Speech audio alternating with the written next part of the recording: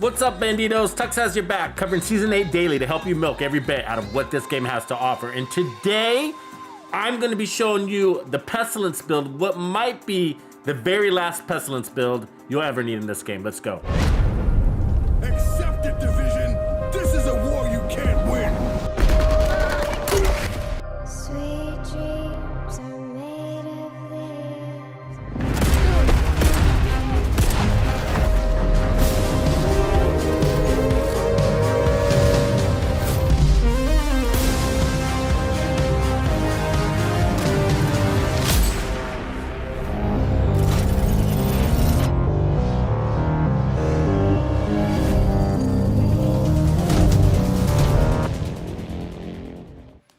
And you're live with Tux. It's Saturday night, and we got a really good stream.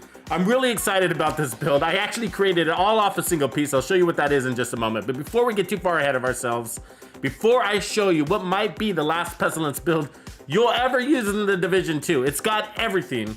It's got balance, it's got speed, it's got mass effect, it's got ticks that hit really hard, and it's got amazing survivability. But before I show you that build, make sure you smash the like if you like what I do. Also, subscribe to my channel if you haven't done that yet. I'll give you a moment to do it. Moment of silence. Moment of silence for you to like and subscribe. All right, now that we got that over with, the last build I put out was that Super 90 build. Make sure you check that out. I put a link to the description area, a link in the description area below. Also, for those of you that are in the Players Club, be sure you use the latest classified build. It's called Savage, and it's the best Savage Wolverine build, I think, ever. Super great.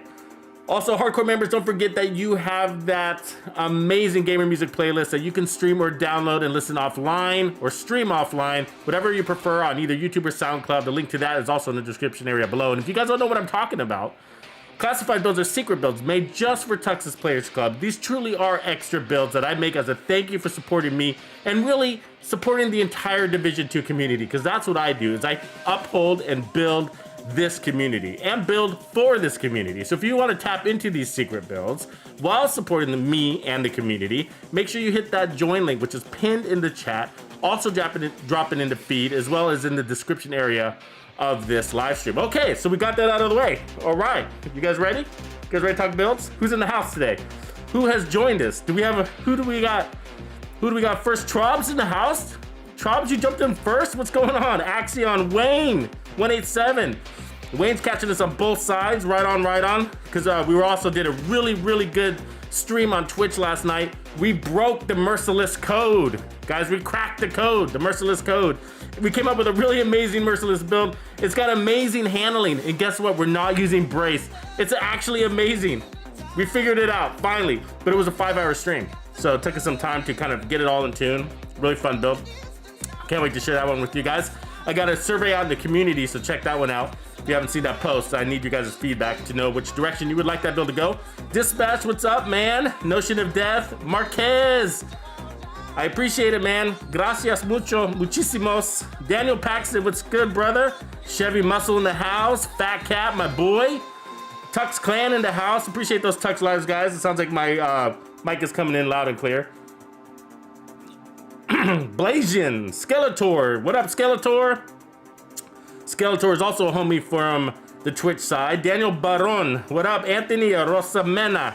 Arosmena. I like that name. Arosmena. Mena. What up, veteran biker? Okay, guys, you're gonna like this one, okay? So we're gonna get right into the build. So let's go ahead and jump into Tux's lab, and let's show you what this build is about, okay? So I'm gonna show you the build that I built it around, okay? So I got this piece, so notice I haven't rolled anything on it. It's just, it is how it is. It came perfect. So it's got repair skills, armor regen, and weapon damage, right?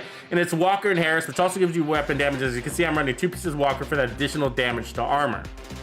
All right, so let's take a look at the Pestilence real quick. I know you guys, it's not a new gun at all, so we're gonna breeze through this, but we got rate of fire, we got stability, we got accuracy, but this gun just has horrible handling on it. We all know that, right?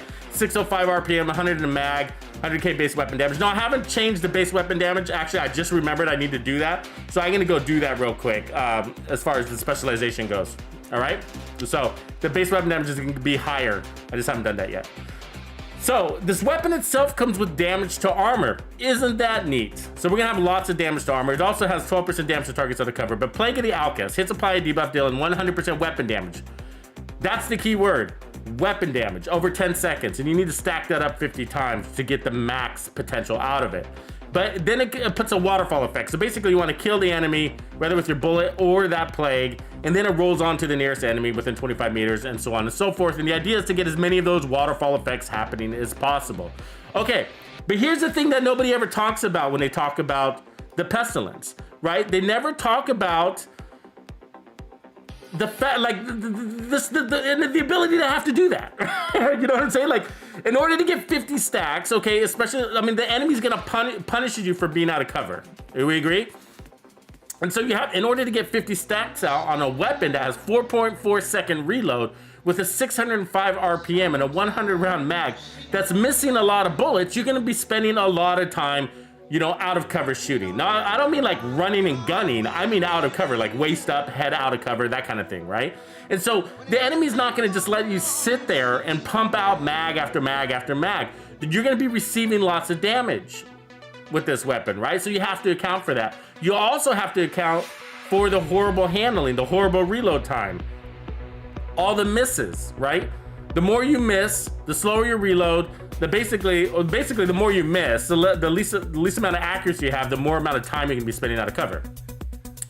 And then the slower you reload, the more likely you're gonna get, flanked, or basically killed, or that waterfall effect will expire, or the less amount of waterfall effects you can create, etc., etc. So we all kind of know that, right? And so that's why, in my opinion, the best Pestilence builds take those things into consideration. So you have to, on every weapon, whether, just like we were talking about, like with the Merciless, you have to take the negative into account, right? Like the Savage Wolverine, if you saw that build. Like, when I created that Savage Wolverine build, we took into account the fact that it's got a horrible reload. And I've never heard another content creator mention that.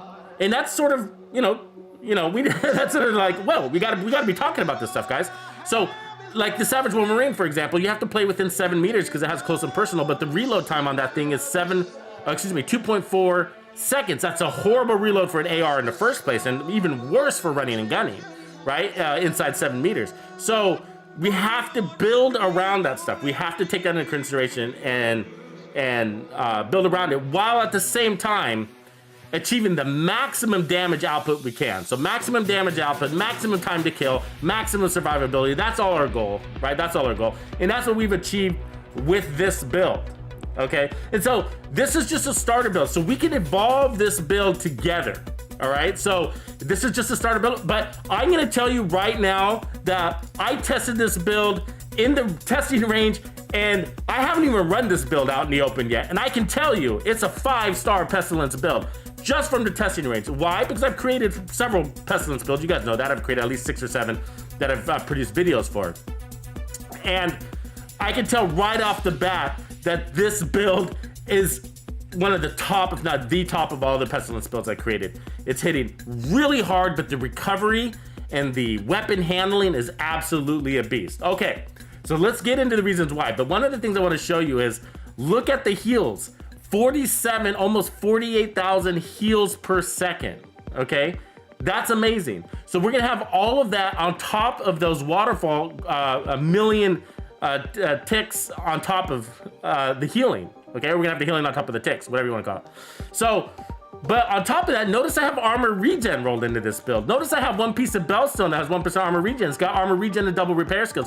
So for me, like, I don't like doing the whole crit thing with the Pestilence. It's just because it's like, you can, of course you can. I mean, you can, but like with this gun, it's just like, again, like for all the reasons that I told you, for all the time it takes to put out those 50 stacks with your horrible handling, and so you gotta, you're gonna be out of cover, and then legendary, you're gonna be taking a lot of pain. So if you're hiding, that means you're not shooting and creating more waterfalls. So in my opinion, you're better off having more survivability than crit, so that you can be out of cover more, creating more waterfalls. I don't give a fuck about killing one single enemy with my crit chance and my crit damage. I could give a damn about that. I want to lace down 5 different targets that have 5 different waterfalls going at the same time so that I can just eliminate the battlefield in seconds. All right? So that's the idea. That's why you don't want crits. And in order to do that, you have to constantly be shooting. In order to constantly be shooting, you need to be able to take the pain while you're shooting. Now, we're not going to sit out. We can't sit out there. We're not a Terminator with this build. But when we have to go into cover, we're going to only have to go down there for seconds. And that's because we have mad repair skills and armor regen everywhere we can. A little bit hazard protection. I wish I was armor regen, but it doesn't even matter. Weapon handling also doesn't even matter. Now, I got the Sawyer's knee pads. These are kind of like okay for me. I mean, they bring a lot of damage to the build. You see them a lot on Pestilence builds because they got stand your ground, which means that we can ignore explosives, which is nice, but we also get that 30% weapon damage while we are getting a blue core. But I might decide to change this, and the reason why is because I want those 2 attribute slots back. And I don't care for explosive resistance and health. All right. So I might trade that 30% weapon damage that we have there as an example for like a Murakami knee pads that's going to give me all this armor regen, right? And it's also going to help my repair drone stay up longer with that 20% duration. Or we can put Fox's knee pads and get 15% weapon damage plus 8% damage to targets out of cover instead of 30% weapon damage in the blue core. And this is going to give us more weapon handling. You see? So we have lots of options. And then the Sawyer's knee pads, you kind of have to stay pinned down. They're a great option. I'm not saying they aren't, but there's pros and cons. I might want this 3rd Walker and Harris for that damage to health. That's going to help those red targets die even faster with the waterfall effect. Also, it's got weapon handling, so I can put repair skills on here too.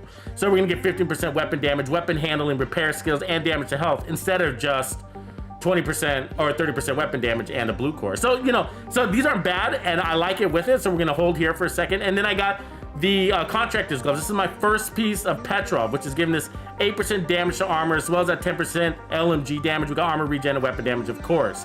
My second piece of Petrov is the named Vedmistaiza vest. I don't even know how to say that. I probably butchered it, but there you go. This is giving us 10% more weapon handling. Not that we need it.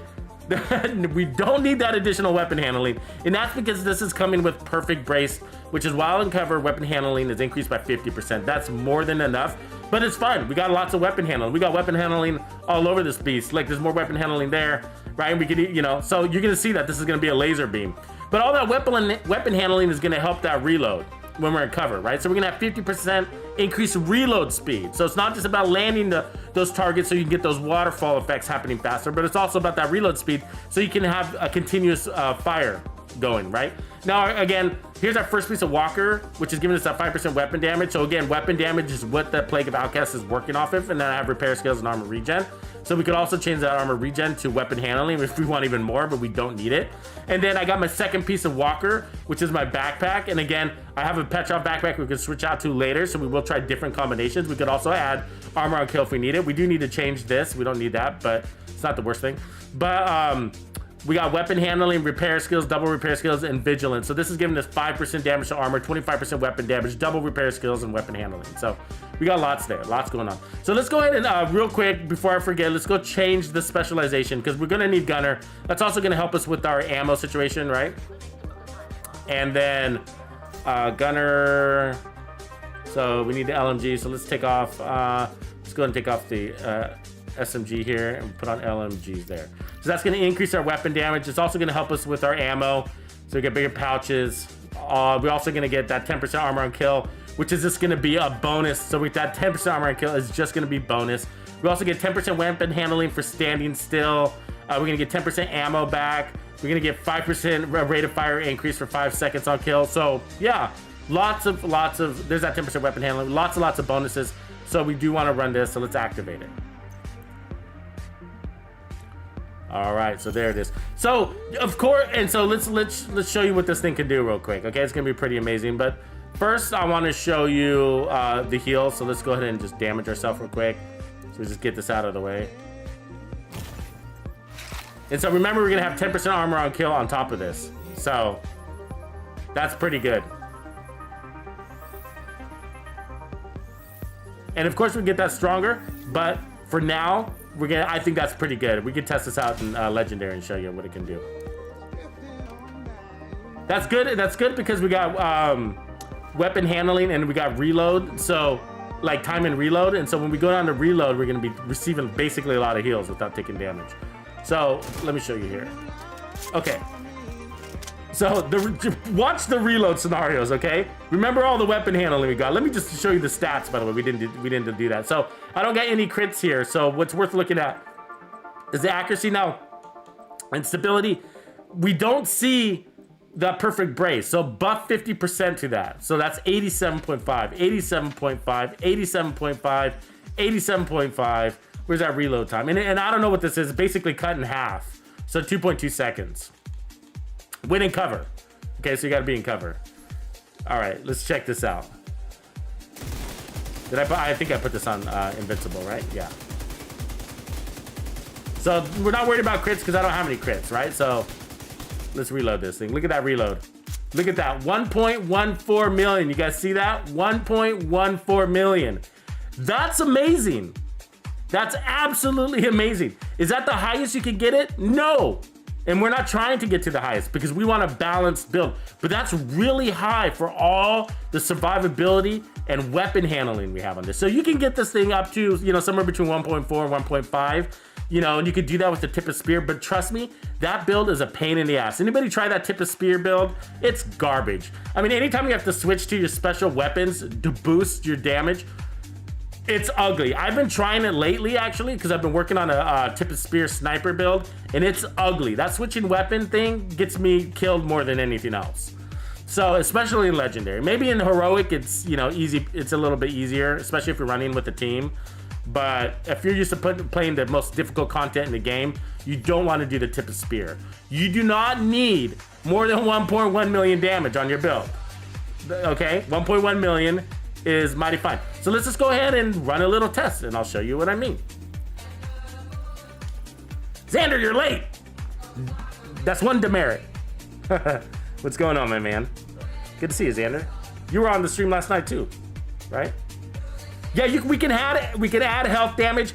I'm just not super worried about health damage, right? So, and the reason why is because, I mean, it sort of just depends, but it's just like, damage to armor, we even have too much we sort of had too much damage to armor. This is like sort of Tux philosophies here, right? So, but I found this out with like last night because we did the same kind of similar situation with, it's a really good question, Mike. That's a really good question. So, I mean, you could totally add a third piece of walker to bring in that health. You could also run, the Hollow Man mask. So I got both of those pieces. I got a better Hollow Man. We wouldn't actually run this Hollow Man. But with that comes extra trash, you know, so we lose efficiency to the build. So we get hazard protection with that in exchange for the health damage. The reality is that you don't want that health damage to be in the secondary attribute slot. You want that health damage to be in the brand set slot. Because if you don't, what's happening is you're wasting a slot that could be repair skills, or that could be whatever, right? Weapon handling or whatever you want to go in there, armor regen. And so I would rather run a third piece of walker for that health if I'm gonna run health, right? And so we have all of those pieces. But for the health, 5% or 10%, I really don't care that much. And the reason why is because all my targets aren't red. What do we got out there? We got reds, we got purples, we got golds, right? Elites. And so, but tanks and chungas and weak points do take health damage, right? But again, those are selective targets. And so I'm a little bit iffy even about having two pieces of walker. I mean, look at our damage to armor on this thing. We got 19%. So that's from Walker and Harris, the Pestilence, and the Contractor's Glove. So we got 19% damage to armor. That might be too much. You know what I mean? Like, would we be better off by taking off a little bit of damage to armor? We'll lose a little bit of damage, right? But we already have damage to armor. If we just run the Contractor's Gloves at 8%, and then we run the Pestilence that's giving us another 6%, that's 14%. Do we really need that other 5% damage to armor? I'm not so sure we do. We might be better off with something that's making us stronger, you know? Or like, for example, like a second Bellstone, for example, right? And give us that now 20% armor on kill. I mean, what if we could do that and still tick over 1 million, right? Well, I don't know. I don't know what the answer is. I don't know what the answer is. But that's a really good question. And I think that some of that will be left up to you and your play style. I can't answer that for you. If you rather have health damage than damage to armor or than armor regen, then just swap the piece if you rather have it. But for me, I like to have the most versatile build in the game. And when you start pinpointing targets, selective targets like that, who are already weak, health targets are already weak. The Chungas are not an issue. You can't be any geek off the street. They're just not. Gotta be handy with the they steel, don't if you know what I flank mean. you. Diddy, welcome, brother. Appreciate you. Welcome to the Players Club. Diddy in the house. Right on, man. Right on. Let us know where you're hailing from, too. Appreciate that. Appreciate you supporting me and the cause. Right on, right on. Right on, right on. So, a good question. There's no right or wrong answer, Mike. Like, totally no right or wrong answer. Go for it if you want it. But just remember, not every target is going to take that health damage. So, if you think that the most difficult targets are the elite, grenaders, for example, then they're not going to really take that health damage. And so, but the red ones are, but the red ones, there's quite a few reds, so you can see that as an advantage. So, we could say good things and bad things about anything that we have, any particular attribute, but at the end, it's going to come down to how you like to roll. You know what I mean? But yeah, so let's check this out. So for me, I love the balance of the build. You know what I mean? So this has everything going for it. But the 2.2 second reload, and it's a laser beam, and that's going to be the game changer here. All right, so let's test it on our usual, huh? So I got the fixer drone. I didn't check to see if my mods were, because we changed our specialization. So when you do that, you should always check your mods. So damage. Let me reset this again. Once I get this tested out, if anybody wants to join me, and you're on the Xbox, stay tuned. Be on the ready, log in, do your thing. We'll get you in here, and we can roll this and show people what it'll do as a group too. All right, here we go. So I'm just using the decoy. I mean the drone as a decoy. So you see how fast that red died? So like as you can see, we're not really worried about the reds as much, right? Look at that reload. Look at the laser beam. Look at the damage we're taking. Vital signs critical. So you want to try to get those as many waterfalls as we can. So we sent that tank back with the waterfall. So let's send this red one back too.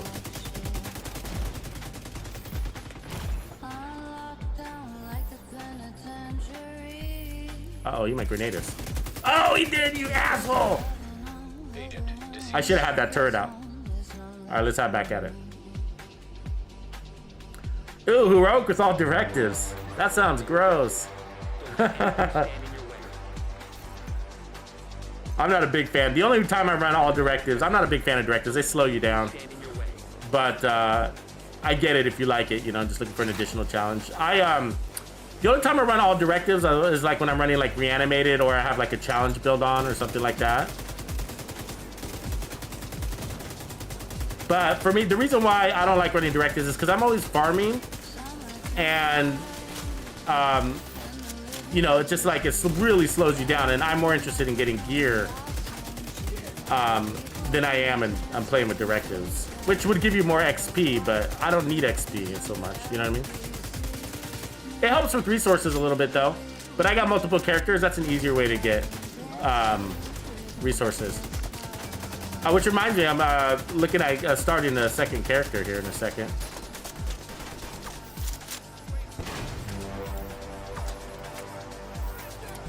Not a second, it's technically a fourth, but follow that target back. So if that tank goes down behind the line and behind enemy's line, that's perfect. Because then it starts waterfalling from the back. You see back there? And so it starts spreading from the rear, which I really like.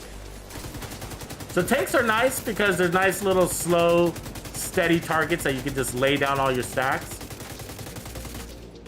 So what's kind of sneaky about this build is like people are dying back there. You know what I mean? I mean, they're all dead. Like, and it didn't even look like it, right? We were like focusing on like 1 or 2 enemies and everybody's dead basically. So let's pump out this tank so that by the time the next wave comes, they catch this tank's drama.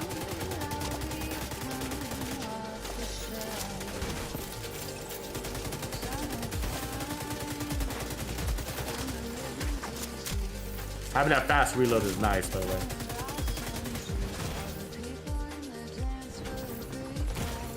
Serious trauma detected.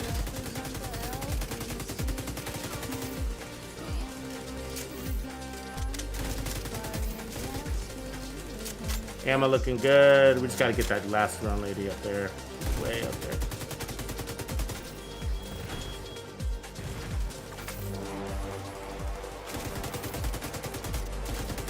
She's way up there. I hate when they go up there. They always hide. I mean, like, we need another target to spread the plague, but she might be the last one left. I think she is. Which kind of sucks.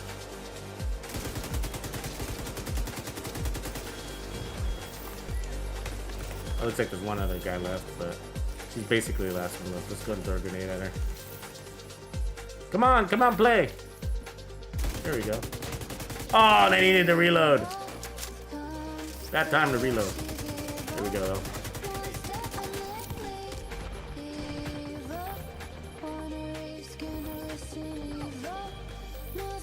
I think we got one more. Yep, she's hiding in the back. Feel good. The armor feels good. Ammo's looking good. Where'd she go?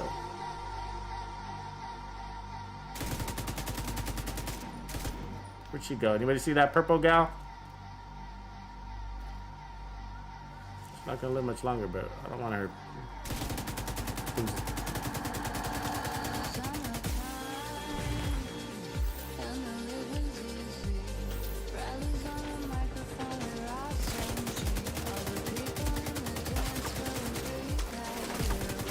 We really need to find that purple lady. Let's get our turret out. Oh, it's still out. I just busted it. Okay. Don't need to do that.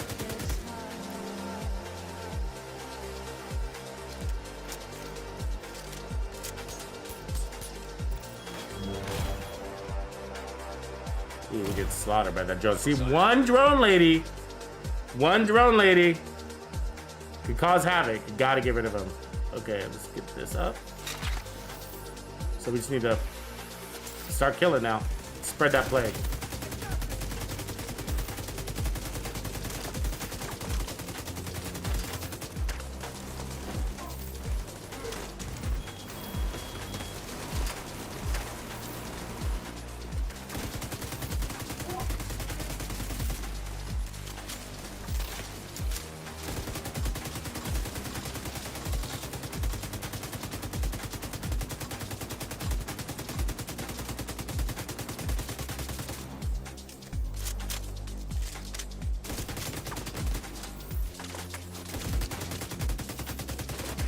There she is. Finally.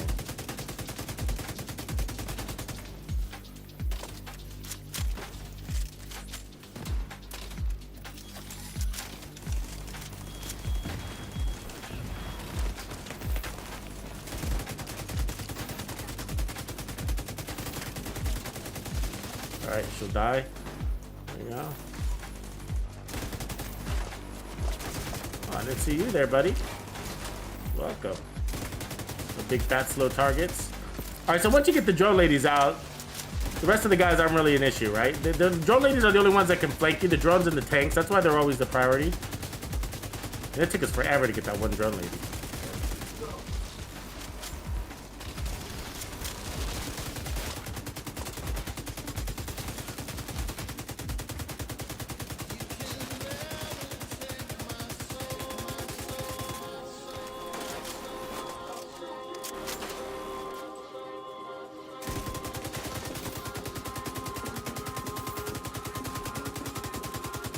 So what we want him to do is run back.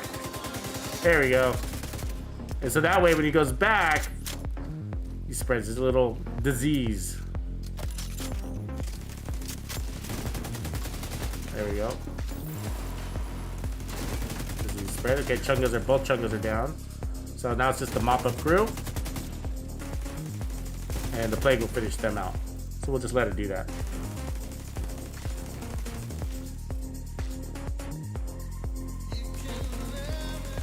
Yeah, we used the 3-piece striker set. I wasn't a big fan of it. I was more disappointed that you couldn't use 4 pieces. You know what I mean? But it helps. It helps. But you lose a lot of slots by going with that. You know what I mean? And I mean, it's all right. It's sort of pre-TU14, I think. All right, let's get in good gear. Here, let me open up the game. So if anybody's on the Xbox and wants to join in, I will go ahead and open up the group to, there you go. So I'll open up the group for a little bit, keep it all the way open. So there we go. I'm assuming Grape Ape is on the stream. So got a couple of slots. So I'll go ahead and reset this also in a second. But anyways, survivability was great. And so we can still tweak things around, of course. For example, we can add on more armor. We could try taking away the Sawyer's knee pads and putting on that 3rd piece. Actually, I might do that just to give it a test. Put on that 3rd piece of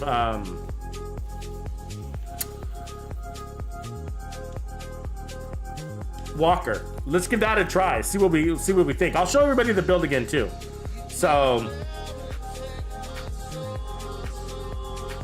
this, so far AG, we're ticking at 1.1 million on this.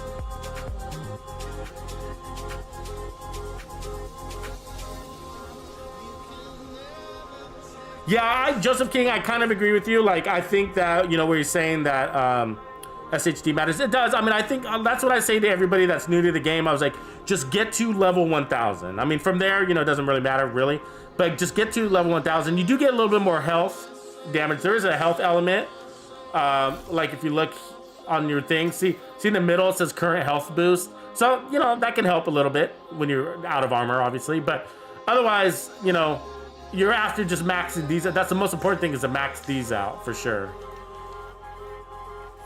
Oh, so you know what I want to try out next? So I want to run God, there's so many ways we can go, right? We can go the Emperors and get a shit more armor regen. I could roll a red core there or keep a blue.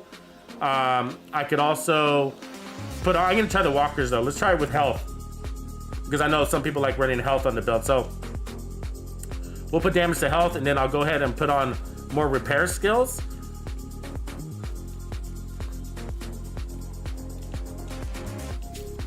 And then we'll run that legendary. So that should boost our repair skills and boost our damage too. It's not gonna be apples to apples. Just remember, just because 51,000 healing, like that, 51.5. And so the reason why it's not gonna be apples to apples is because we now have a team on board, and so that's gonna change the way the damage we put out. We're probably gonna get buffs.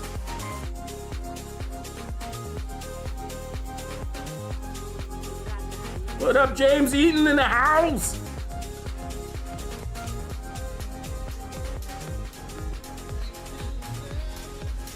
I've seen that, Joseph King. I've seen that before. I know what you're talking about. There's some sort of weird glitch. Where like all of your guns, the stats are all changed. And it was like, I think it was like Q4 of last year where I saw that.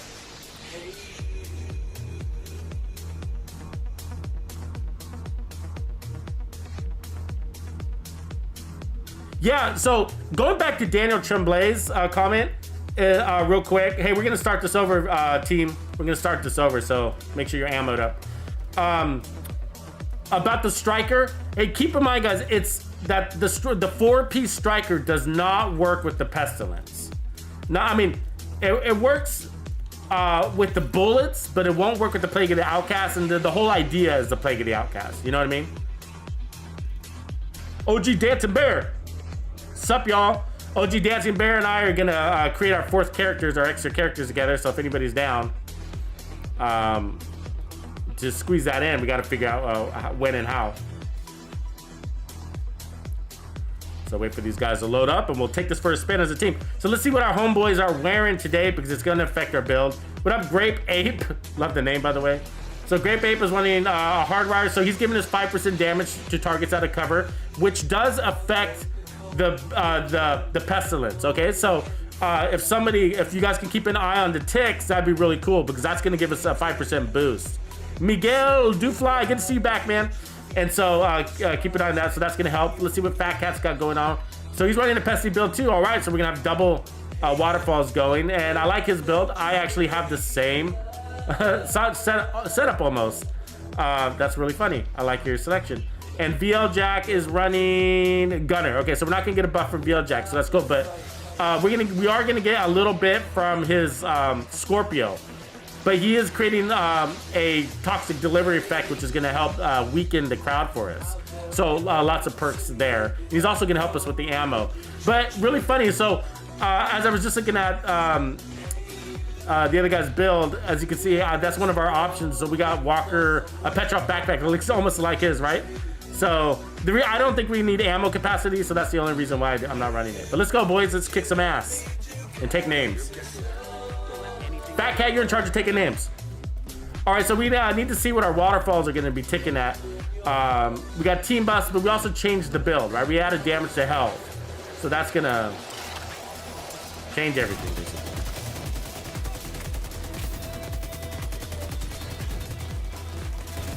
Oh, we got heals. That's nice. Love having fast reloads, though. The fast reload thing is kind of a big deal, guys, because that's the worst part about the Pestilence, right? Is that the reloads suck. And so if you can fix that part at least. Oh, I also didn't mention, so the chest piece I have is the named Petrov chest piece, right? And it's really hard to pronounce. So I did show it to you, but what I didn't mention is how to get it. You have to craft it. Now, I can't remember if there was a project originally with it. I think there was. I think it was one of the specialization projects. I just can't remember. If somebody can confirm that, that'd be really cool. Oh, Romeo, Chrome Dome, what's up, man? I saw you add me as a friend earlier. Not at the moment, but I'm sure in a little bit we will. Stand by. Stand by. We usually rotate players, especially on Saturday nights. Got lots of boys in the house.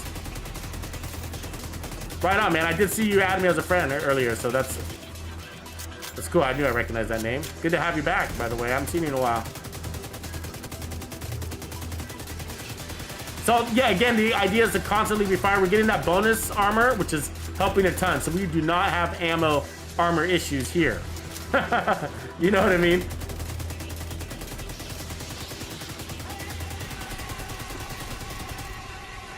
Ammo's looking good. Armor's looking good. All right.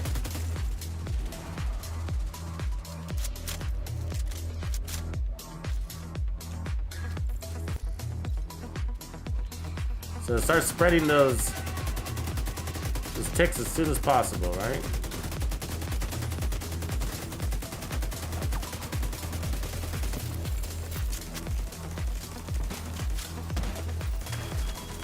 I want to get hit by those drones. I'm always a guy. Yep. They always come for me. I don't know why. It's just like, why? What did I do to you to make you hate me so much? I'm in the back. I'm like, there's 3 other guys.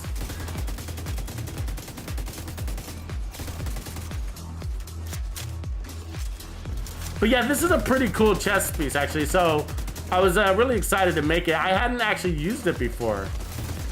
I forgot it was there. And so I crafted it like last week or something like that because somebody told me about it. And then I just kind of been sitting on it thinking like, I got to create a build for that. So we could also go glass cannon with these types of heals. So keep that in mind. So we could try that too.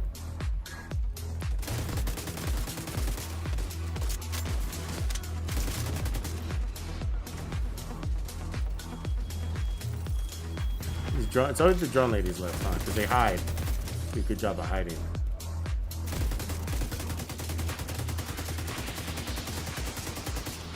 So remember, we got damage to health, so that's not helping against that drone lady as an example. You know, you think your drone's coming for me? Why me? Look at Grape Ape is in there. Go for Grape Ape. God. You know, like, why? What did I do to you? An agent needs assistance.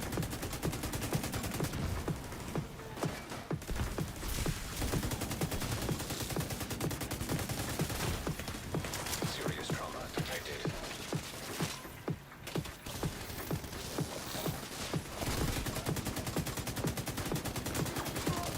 Better back up. Oh, whoa. Agent Oh, that must have been a sniper. I was running from cover to cover. Agent down.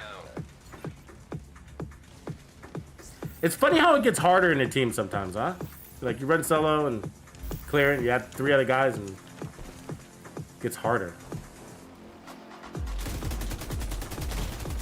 Vital signs critical.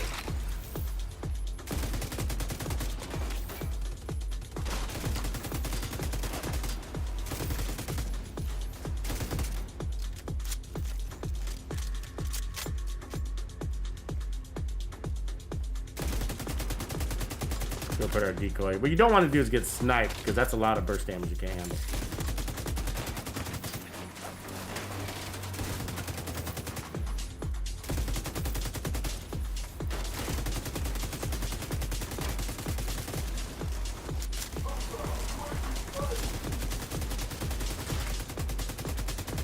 So the health is going to help against the chungas.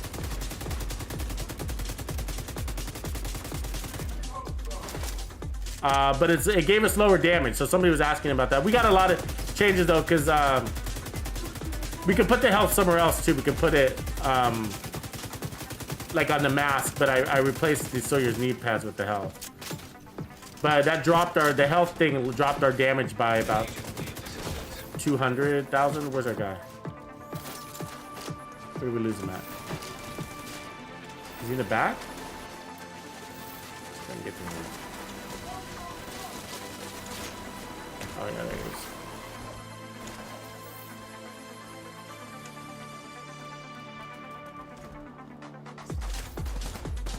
But look at our armor, looking nice and healthy, right?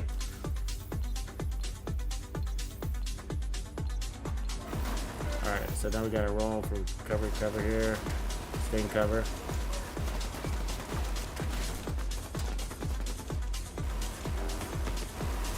Faster cover is the name of the game.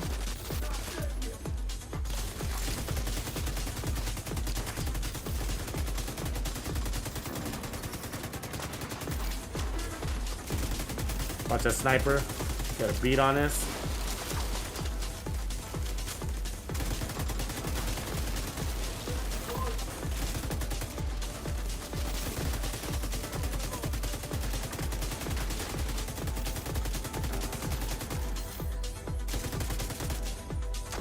Alright, we're almost done.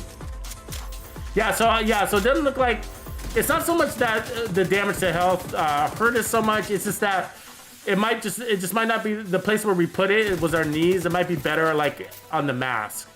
We'll lose our armor regen. I like that about this build though. So you know what I mean? Like, I like the armor regen being there. So okay, we got our. I think we're all done, right? Yeah, cool. It was great.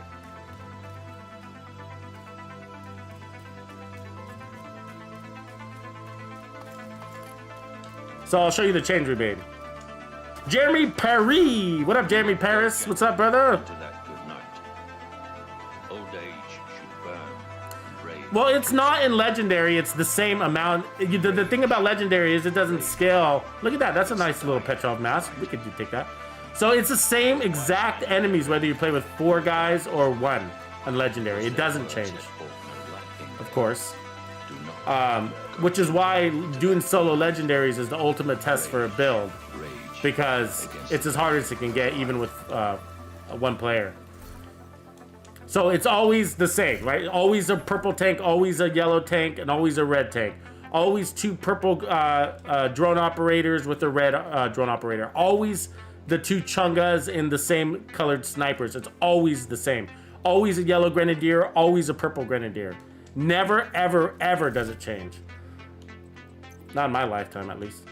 Okay, so let's put back on the Sawyers. I think those were better. But what we can do is try to put on that Walker somewhere else, like take off the Bellstone and put on. See if I'm not sure if I have that particular Walker. We have to.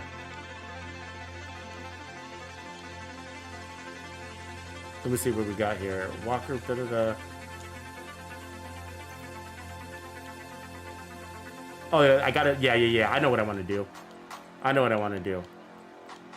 I think we should test this with,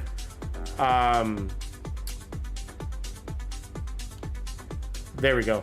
Boom. So it's got crits on it. I don't really want the crits, but it's still gonna be a valuable test. So we're gonna put on the more damage to health, and then we're gonna put on more repair skills. So we're getting both. God damn it, give me that. We're gonna get both. More damage, more repairs. I mean, more damage mostly. Actually, not more repairs. We're just getting more damage. So we're gonna get more damage to health and glass cannon. Now, but what's just happened is we lost a lot of weapon handling, right? So let's see how it rolls. We can fix a little bit. Actually, let me fix a little bit of that. Let's lose the damage to health. No, actually, let's put back on the mask. We'll lose the 1% armor regen, and we'll put on that Petrov mask we just got, okay? And then put back on this.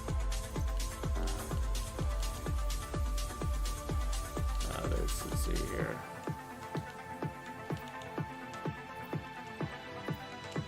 There we go. Okay, cool. So, I mean, I would obviously re-roll these. Oh, come on. What happened? I hate when it does that. Come on. Give me that piece. I stole it from the chest piece. Okay, so give me from there. Cool. So we re-roll this. Normally, we actually take off that headshot damage. We put more repair skills. So we're going to be a little shy of repair skills. So let's just see this as a damage test, okay? So we got 2 pieces. So we got 3 pieces of Walker. So we brought in that damage to health. And at the same time, brought in the glass cannon. And then we have, we brought back this. So let's go see what our ticks are with this bad boy. This is going to hurt, right? Now, the reason why we wanted that 2 pieces of Petrov is because that's going to give us 10% weapon handling. So I want to see how we perform with just that.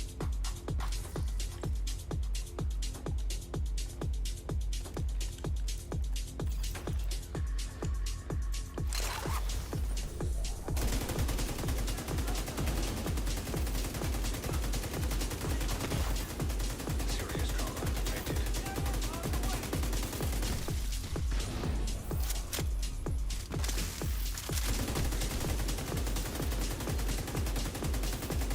Oh, took the heat there. Vital signs critical.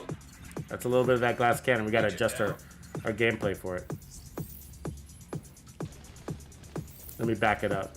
So the problem is, like, I play tip of the spear a lot, like as a player, get in front, and you don't really want to do that if you got glass cannon on all the time, especially with an LMG build. And that's what I'm saying. Like, that's why that brace, perfect brace, is really nice, because you're landing more of your shots. You're not running glass cannon. It pays back more.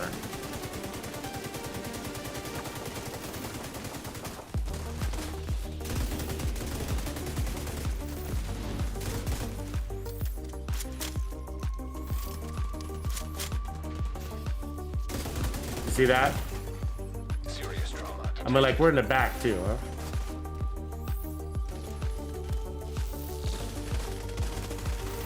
Agent down. Oh, you know what? I think we might be are we the only DPS? That might be why. Let me see here. Yeah, so he's a skill build. Oh no, he's a pesty build. Okay.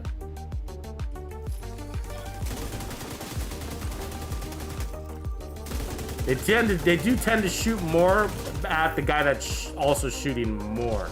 That makes sense.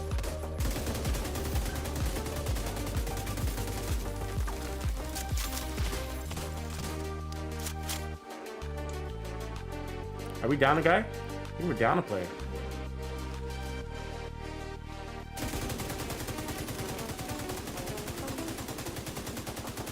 Now we're down to 2. Immediate medical assistance needed. We gotta be, we're down 2 players, bro.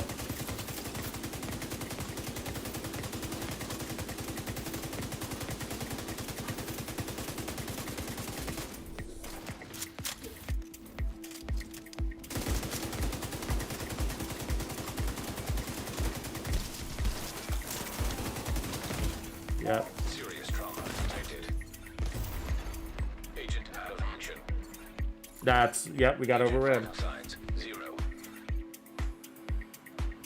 It was all by my lonesome. Where'd you guys go? I feel abandoned.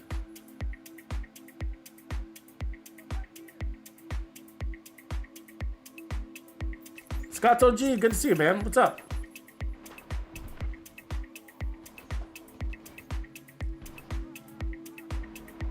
Hey, by the way, if you haven't hit the like, do that now. There's 107 people on this live stream. We should have 107 lickety likes. Hit that. Hit that little tummy thumb.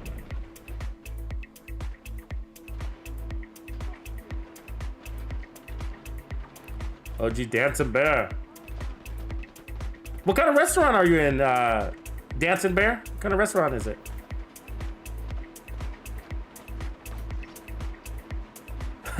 Joseph King says, all my builds are balanced. I don't know how people can work with no armor. there's some builds though. What up, Jerry Paris? So there's some builds. Oh, Amun Ra, what's up, man? I didn't see you jump in. What's going on, brother? Rick 2092, what up, man? Yeah, exactly. I'm Rick 29. That's like classic. What you're saying there. Every Glass Cannon, Sawyer's Vigilance, classic, for sure. But I do gotta say, I actually, on this setup, I really like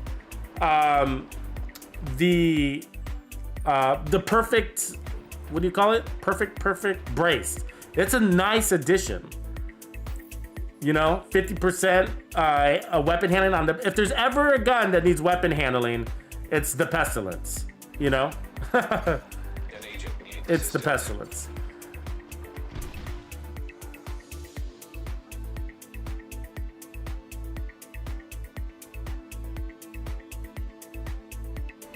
Yeah, I mean, sometimes the stuff, I mean, Raw, like sometimes I create these builds for the more for the community than for me, right?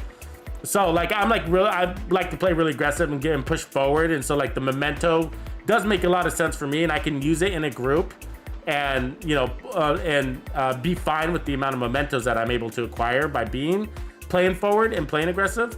But a lot of the players don't do that, you know what I mean? So like a lot of people in the community aren't, either they don't like it or it's not a suitable playstyle for them. So they find that when they use the memento in a group scenario, they're not getting the trophies, and that's because they're playing really defensively. They're playing really laid back, and so they're not getting the trophies. So sometimes I go with you know, things like the Sawyer's knee pads, because I know that's how the community is more likely to play with a particular weapon.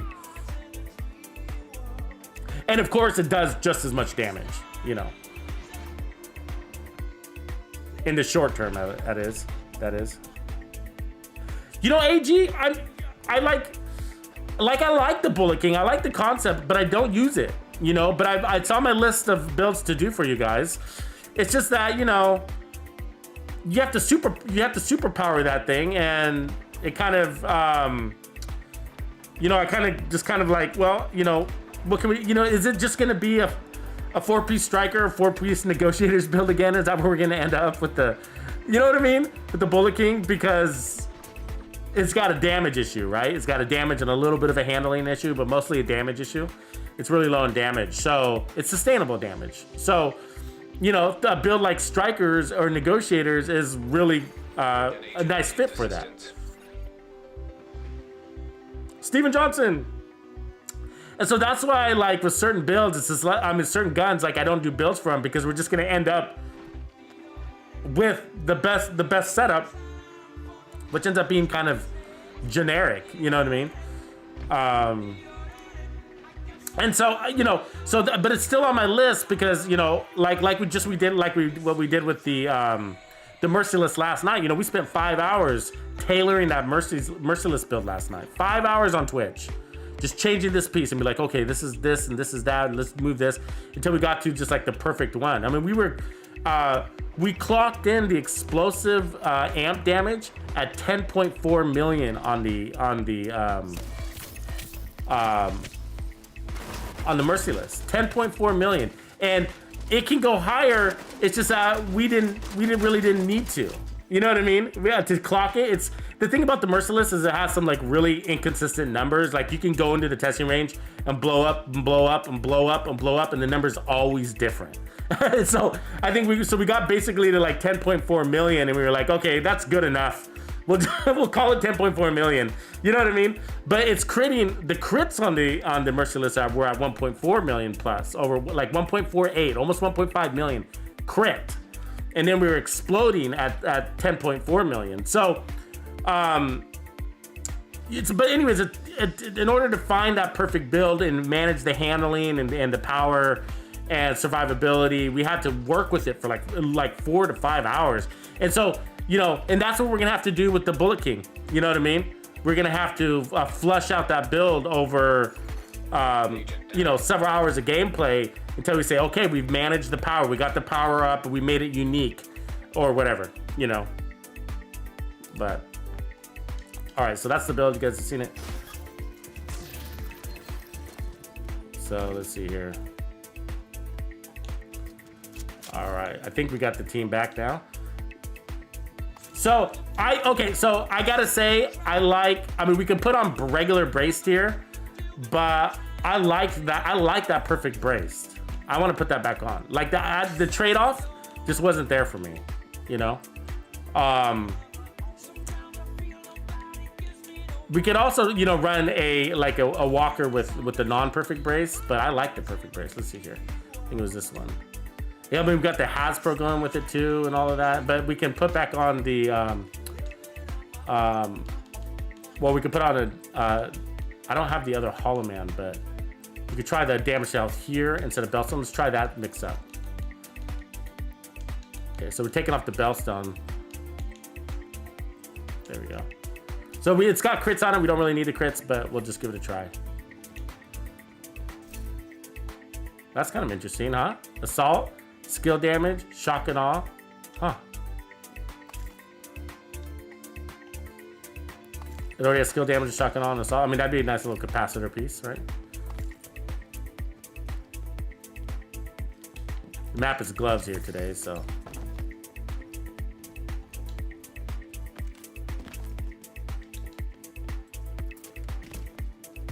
Okay, so we got back on the perfect braced, and we still have, ooh, that's a nice one. Damage to health. We added crits, so basically we lost a little bit of healing. We lost 1% armor regen, and we lost repair skills and a little bit more armor regen. So, all right, let's give this one a whirl.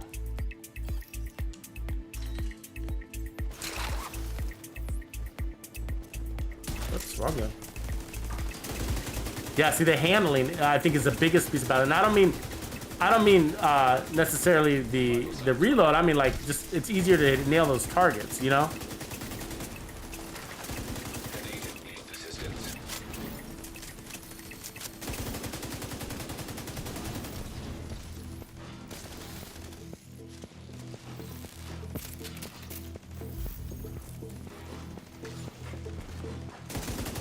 We can get this. What would be a really nice addition, I gotta say, is probably like a better like decoy, like a really strong decoy with this build. You know what I mean? Because that would allow you to fire a lot, basically.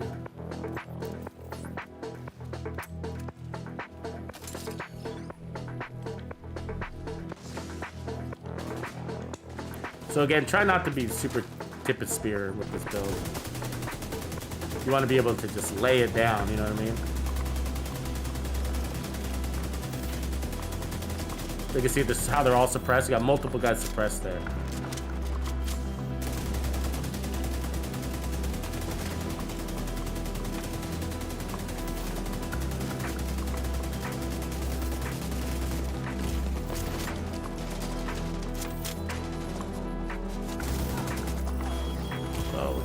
hell with those drones.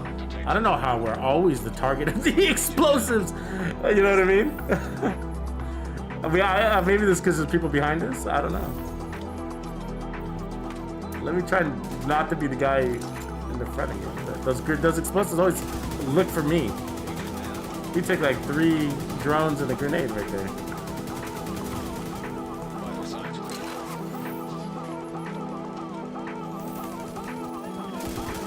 Yeah, but to whoever was saying that, like, I do move a lot, and you have to move because there's explosives coming at you. So, you know, the Sawyer's knee pads aren't always the best. That's why I'm not always the biggest fan of them. You know what I mean? Because there's a reality to them. You know what I mean? Again, nobody ever talks about it, but you gotta move unless you want to get hit by those explosives. You know what I mean?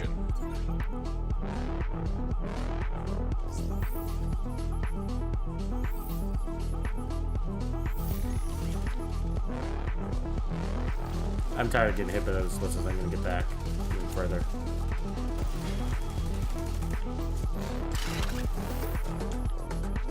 For some reason, I'm always the target of those explosives. I don't know why. Maybe it's because I'm the only one out of cover. I don't know. You know, shooting.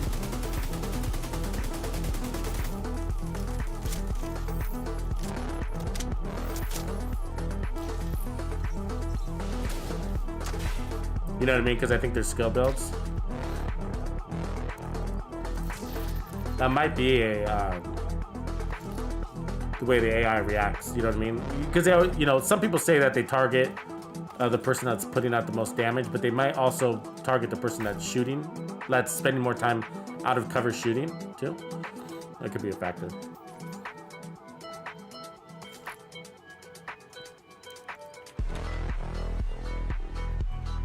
Oh, I left my drone right there.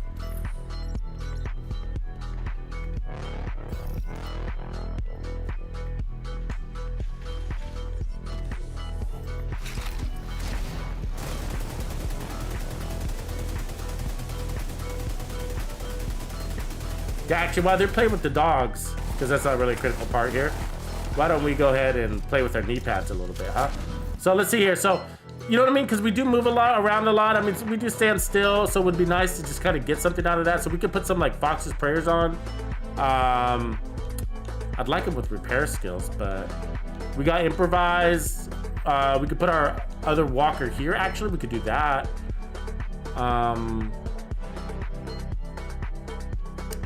Did we do that before already? And then let's try with Fox's prayers. That'd be different. Try that damage to targets out of cover. And then I'll roll with the weapon handling just because. I'd rather have that than crits. What do you guys think? Annie! Hey Tony, 7, what up, man?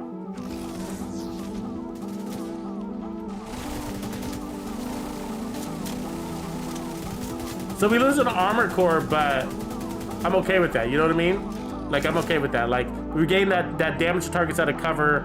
That we pick up a weapon damage core and then more weapon damage. So in theory, this should be, I think, about, usually it tends to be about the same as what the Sawyer's knee pads put out. You know, and so that's why a lot of people kind of like Sawyer's knee pads or Fox's prayer, because the damage, you know, 30% damage tends to equate to being about the same. Again, we won't, to really test it, we would need to go into the testing range because there's a lot of variables out here, like, you know, what our squad is running, as an example. See those drones coming for me? Jesus Christ. I think there's a turret right above my head. Go here instead. Let's get rid of that tank.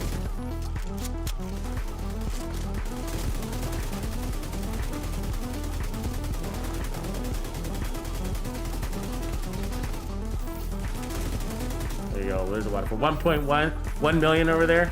It started out at 1 million, so that's good.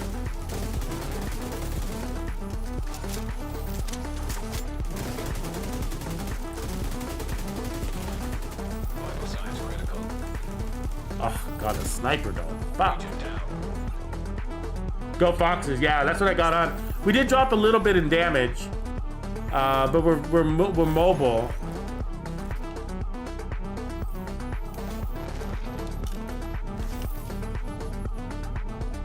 But we might be better off with putting the walker down here and then running like the Hollow Man mask and putting up and getting 15%. I'd have to go back to pick that piece up. So after this room, I'll do that.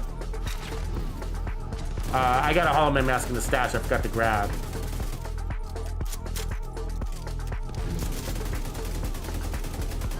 There we go, we're getting some waterfalls out there.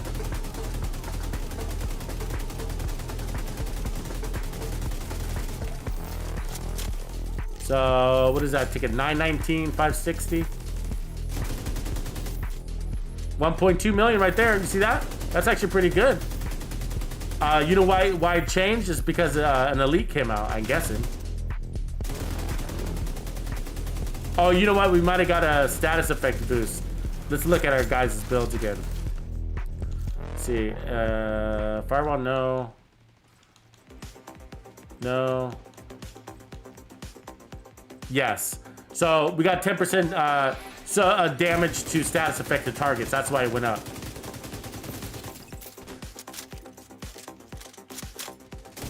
But I think it's about 1 million.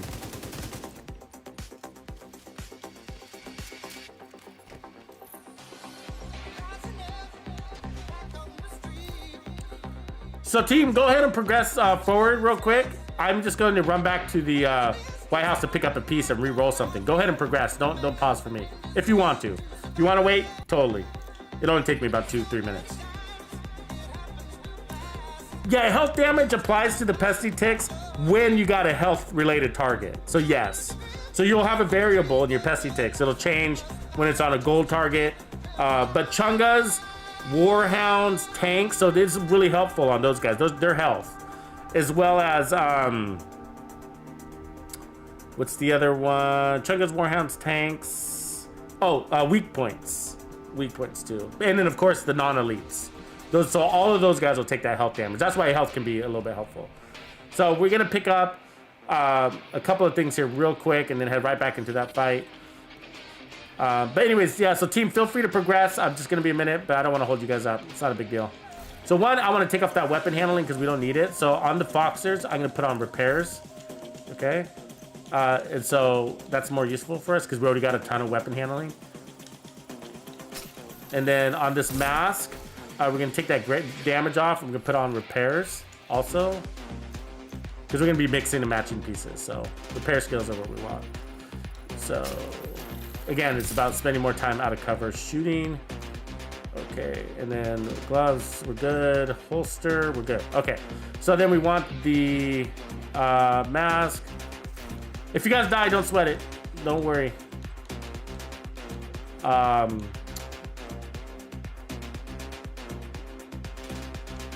Is it better than the walker mask we have here? It's got weapon hand. No, pretty much the same. Okay, we need yaw. So there's our yaw. So we'll bring the yaw over. That's gonna be a blue yaw, but that's okay. So, but that's what we're gonna try next. So what I'm gonna try next is putting on this blue yaw, and then we'll put repair skills on it. Gotta hurry because our team are hurting over there. Repair skills. Cool. And then what I'm gonna do is put that third walker down below. So we're gonna get a big lift. Or actually, let's just leave it like this for right now, and then we'll try the third walker in the next room. It'll be a big lift for rooms that have chungas. Like this might be the way to go.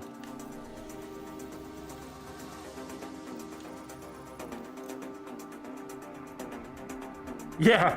I know, Sam. And sometimes it's, sometimes it's your fault, sometimes it's their fault, You also got to pay attention where you're seeking cover, but I do it on accident too. Like I throw out my decoy and it lands on somebody. And I'm like, oh, sorry, dude. Yeah, Axion, R&K would be an excellent piece. Unfortunately, I just don't have a good R&K right now. I have,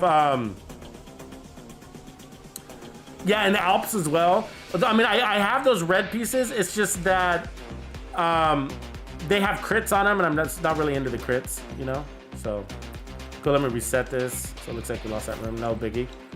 No biggie because we're just testing, so we don't need to finish this. Okay, cool. So we're gonna do the yaw combo. So that's gonna give us 10% health, and we're losing a little armor regen for that, but not a big deal. And then we're gonna try this with the Fox's Prey. So let's see if we can break. We basically need to break 1.2 million to see if it's an improvement. Now we got a little bit of a team buff that might come into play, so we'll check later on. I don't mind starting out all by myself here because I'm just used to running the solo. We just need to get our...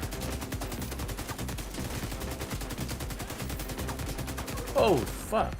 Got hit by a grenade. Agent out of action.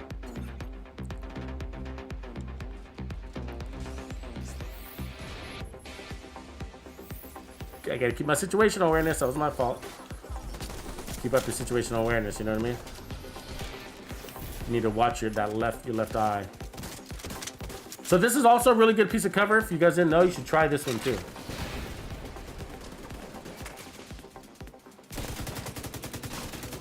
An agent needs assistance. So you got a good angle on the enemies back here.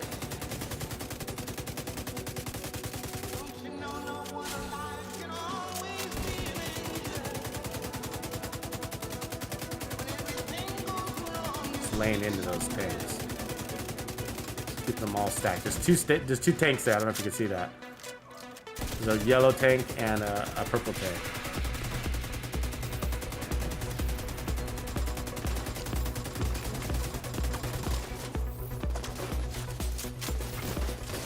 $770, $963. I'm looking at the ticks right now. That's on a purple target there. 809. So it's less damage. So far.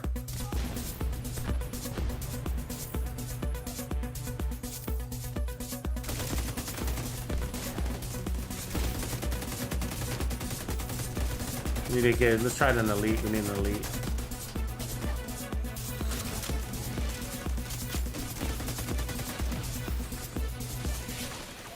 Agent down. Where's he at?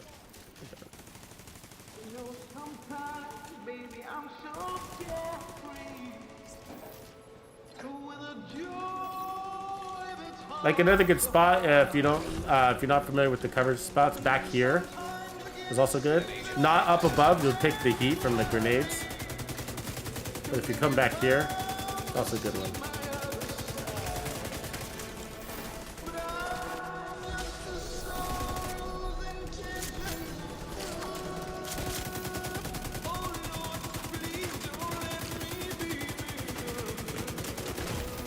See, we took a lot of pain. I don't know if you realize that, but that red tank was laying in on us as we were shooting that purple one. God damn it. Agent down. Taking too much aggro there. Yeah, that's a good idea, Mr. Detective. I like that. That's a really good idea. Oh, we're fucked.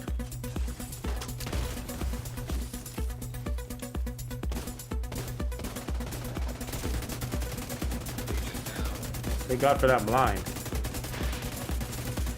So now we got this drone lady is gonna be fucking haunted. Look at that.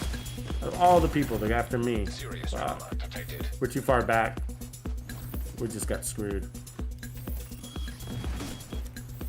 Because we're out of optimal range, right? So our guns just became weaker back there. And then we're getting flanked on all sides. Yeah, we're gonna end up restarting. Medical assistance. But yeah, that's a good idea. I'm gonna try that. That's smart. I should have thought about that earlier. Just by changing the mods, we might be able to fix that. Make our heals stronger. You don't need to change like too many. Just like one, maybe two at the most. You know. Agent down.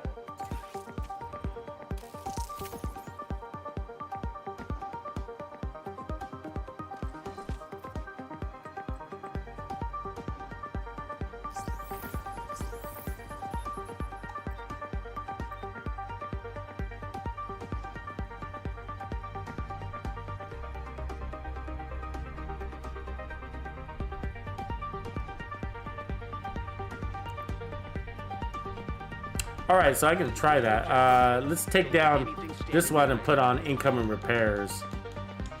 I've done, if you guys haven't seen that, I've done some incoming repair study videos. So I could probably afford to do 2. Usually 1-to-1 ratio is good. Well, I don't have 2, unfortunately. They're all on my other character.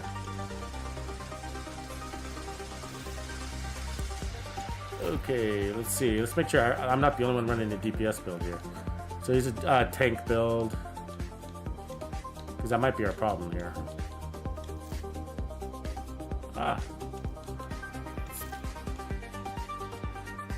Skill build. So he's put on some damage.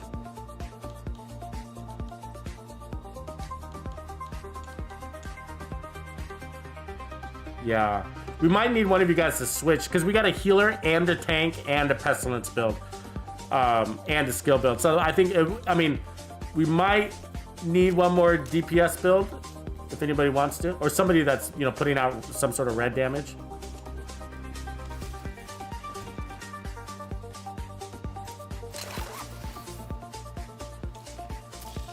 The tank and the healer combo is a bad combo, in my opinion, on the legendary. That means you're down too much damage.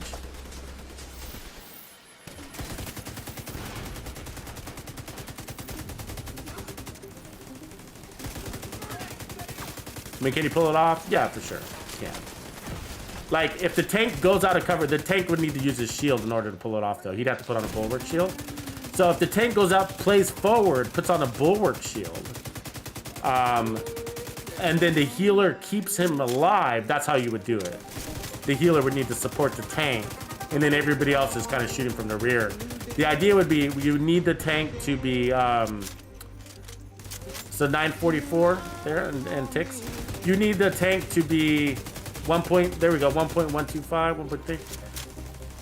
Taking all the bullet aggro for you. You know what I mean? So we might be getting damage buffs because I think from the healer, let me look. Yeah, so the healer's giving empathetic resolve. We're also getting damage stats affected targets. And then I think there's the Scorpio giving us some damage out there too. So all of those are affecting our numbers overall.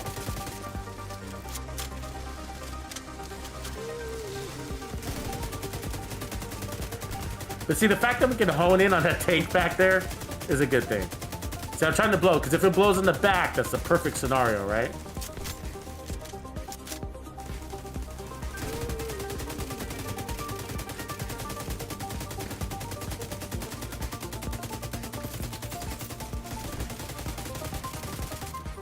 So let's see, 944 on the health damage. So the white's health. The girl's coming for me again.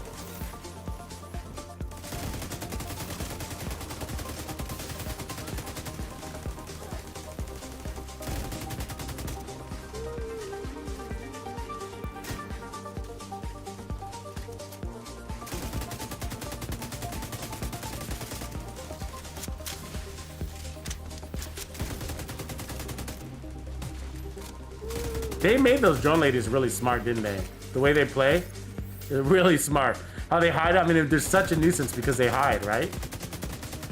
And then their skills are really treacherous, huh? I mean, how those drones will hunt you down. Have you guys ever noticed, especially on Legendary, how they'll kind of slow down?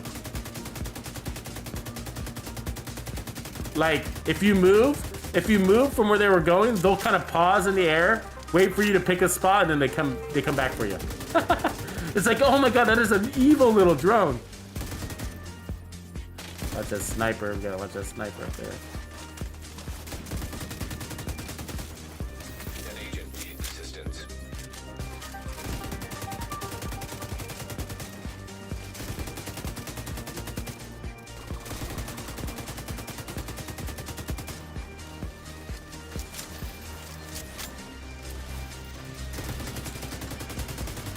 So like, I'm like one of those guys that like, I see a guy down in there and I totally want to run up there and save him.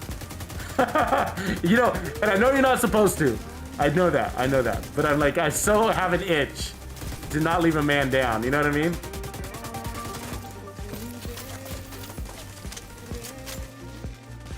I have that itch. But of course I can get you killed. Obviously, you do not have the tankiness to run out there.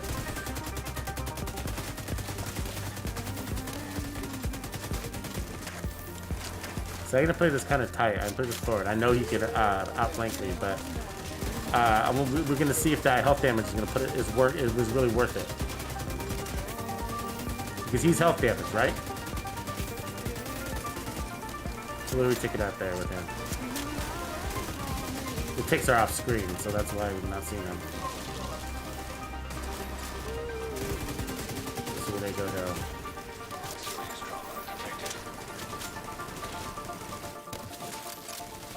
So the drone's doing a pretty good job of taking aggro. The healing is actually is going to that drone, so the healer is actually supporting that aggro there in an indirect way.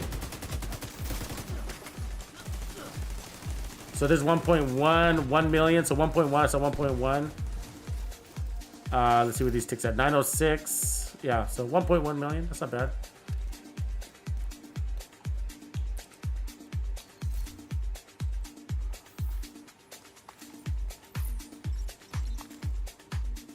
Did we get Gorilla back? Grape Ape? I'm sorry. Grape Ape? I like that name. Grape Ape! I definitely picture a very big purple ape. Joy Payne, what's up? Star King, you're back in the house. Wick the Swig is in too. All right, we got the regs.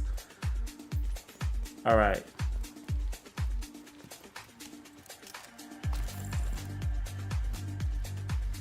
So this is a good test for a squad or solo. For me, like I like when I'm in here, it's a good test of build for me. Like if I don't like falling back into this little hallway. That's a good test of a squad or a build.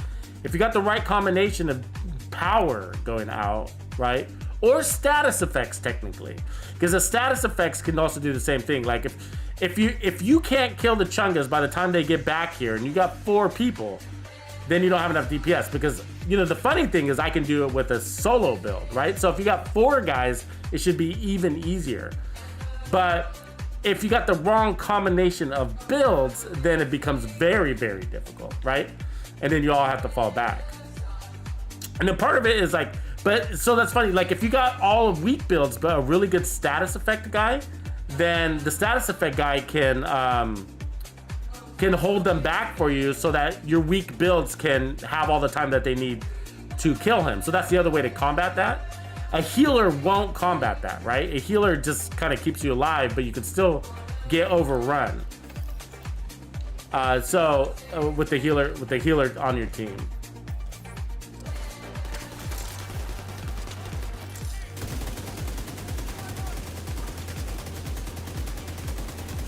So last time we were in here, we had glass cannon. I'm glad we don't now. So that we can spend more time out of cover, pumping them full of those beautiful little plague bullets, plague dip bullets.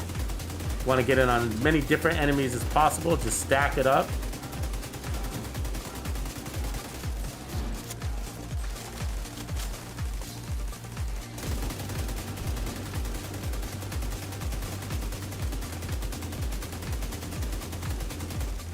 So let's see here. We got $8.99 on this guy in the front here. 1.1, 1.123, 1.1 million.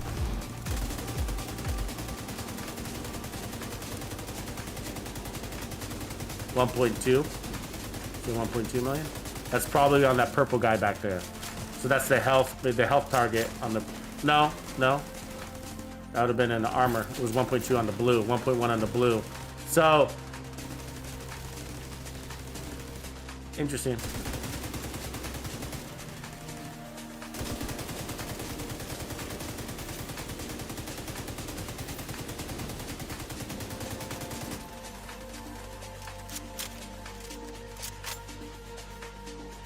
I'm gonna deconstruct my skill so we can have it fresh. Hey, make sure you guys hit that like the video. Help it get out there. Help other banditos and agents just like yourself enjoy these builds. And the way you can do that is just by hitting the little thumb. That's just a really nice way of supporting the community. It also supports me, of course, by helping this video get out there, give me some exposure. But I hope to download good game knowledge to as many people as possible, so that when you go out there and play with folks, that you get good teammates with good builds. So I don't know if you guys knew this, but you can throw your skill on these TVs up here. See that?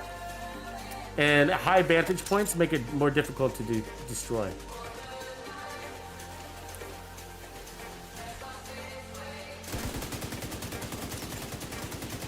So I'm going for those.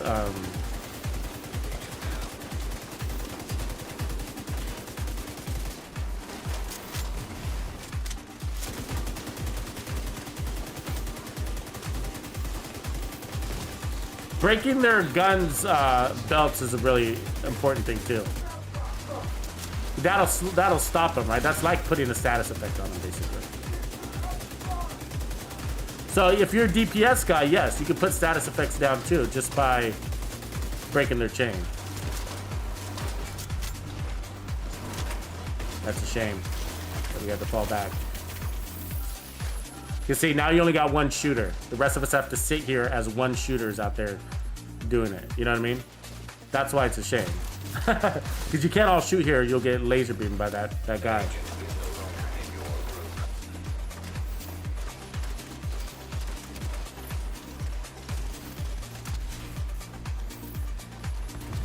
Okay, while they're messing around with that, let's take a look at this build. Oh, we forgot some gear piece.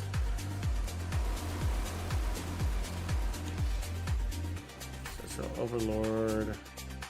Ooh, that's kind of a nice Overlord. It gives you some accuracy. You could roll weapon handling on. Obviously, the Petrov gloves are kind of best in slot for this build. Okay, so what we changed was we put on this. I mean, it's kind of nice. It's kind of nice. Kind of not. You know what I mean? Because I'm not just... It's the hazard protection. I mean, the hazard protection helps. It's another level of defense, which is good. But, you know, all of that for 10% health damage, I don't know. You know what I mean? I don't know. So, that's... So we might want to... I mean, it's working. It works. It's just, I don't know. You know what I mean? Like, it's not like wow. I mean, I think we're better off with the Bellstone regen. You know what I mean? Because we're not getting like major extra damage. We're just getting a little bit. Because I'm looking at with the team buffs, we're peaking at 1.2, and that's what we had before with our original setup. So again, with our original setup, we had the Sawyers. So let's go ahead and put back. We were going to test a couple of things here, right? One was we put on that Walker. We re-rolled this Walker, so we're going to try that.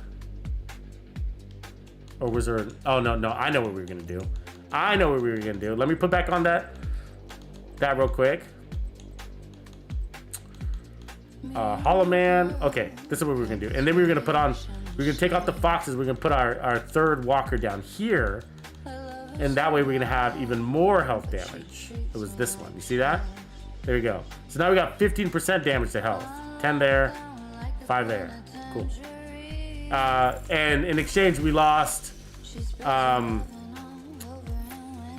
basically damage to targets out of cover, which in theory would be more valuable because it would apply to more targets. But let's give it a whirl.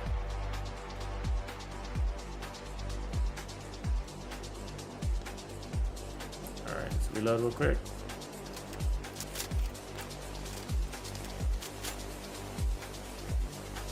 What up, Luther? You're on the stream, I'm not sure. Sometimes I think when I leave my my game open like this, right, you get randoms too. Like people that are random matchmaking, looking for open groups.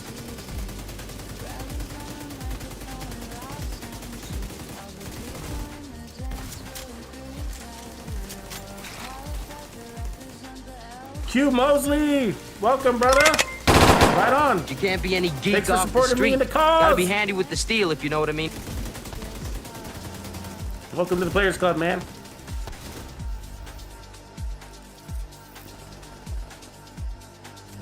We got a new true TuxedoBandido.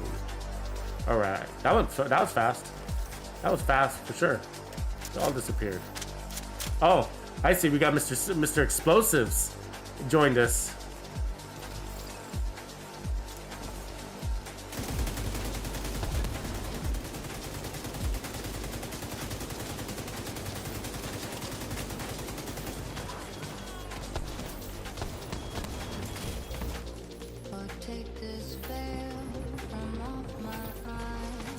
Secret mines are pretty helpful in the legendary, right? And the reason why is because they pop those guys out of cover.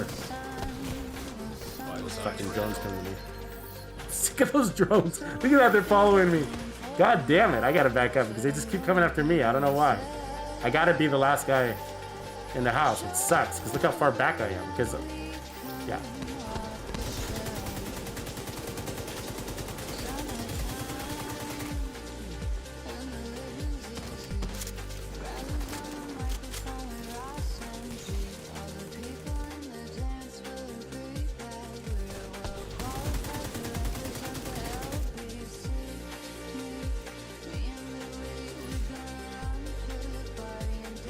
So that's a good, there's a couple, you know, synergy builds like Riot Foam and actually the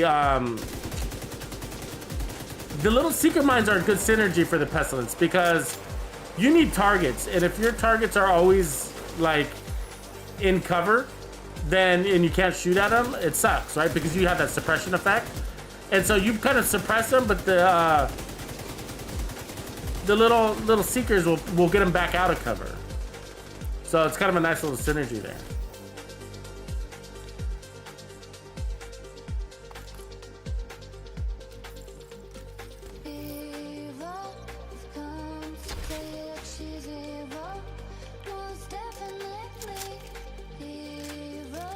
Darren, you've never seen Young Guns? Gotta know the Young Guns. Billy the Kid. He was a pretty famous outlaw in the Southwest, New Mexico, Texas area, Arizona. They made a few movies about him back in the, I think that was that the 80s or the 90s? They ended up coming up with a sequel for it too. Eventually. Or it was more of a remake. I don't want to call it a sequel, it's more of a remake, right?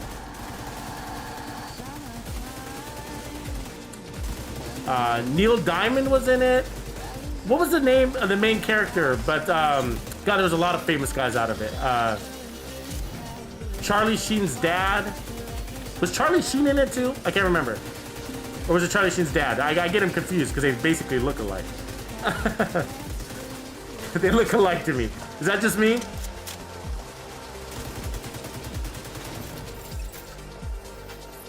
Anyways, the member sound, if you noticed, was the golden Reguluses. Regulators! Mount up. You gotta be good with the steel, if you know what I mean. Gotta earn your keep. It's a famous quote. It's actually from the movie clip itself. It's a movie. It's an audio bit from the movie itself.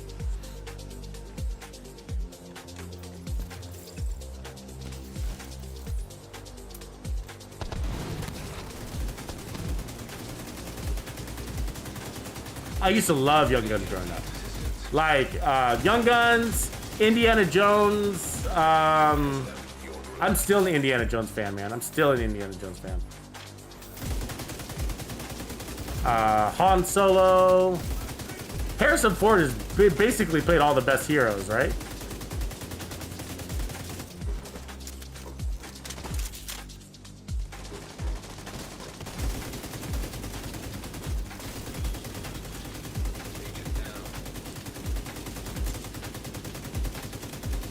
Takedown, there we go. Ooh, look at the heat, guys. Jesus Christ. Agent down. Martin Sheen. That's the name I was looking at. Was Martin Sheen, was Martin Sheen in it and Charlie Sheen? Was Charlie Sheen in it too? I can't remember. Or was it just Martin? Was the son one of the writers? One of the regulators?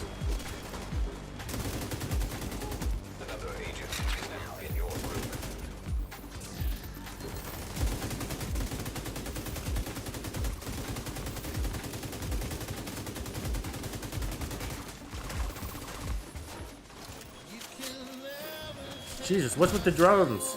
Can we not get rid of the drone ladies? Have to get up there and base tank or what?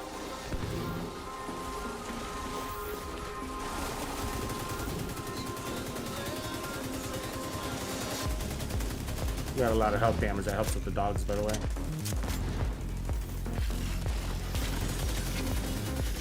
We got fast reload. So let's just lay down on these guys if we can see them. We can't see through all the smoke, but they're coming.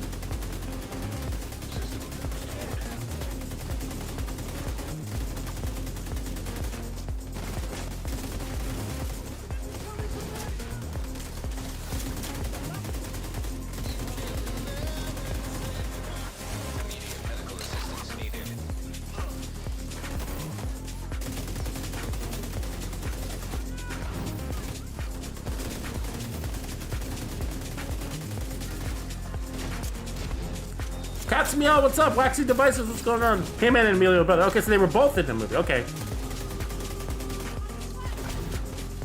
We need to have a little Young Guns marathon. Gotta bring him back.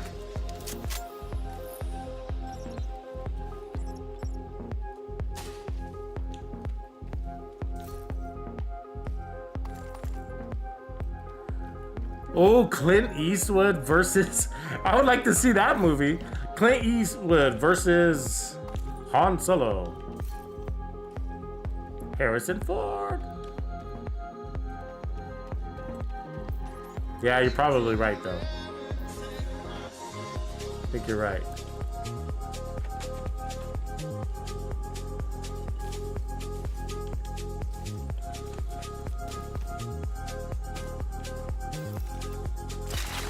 Yeah, that's pretty good.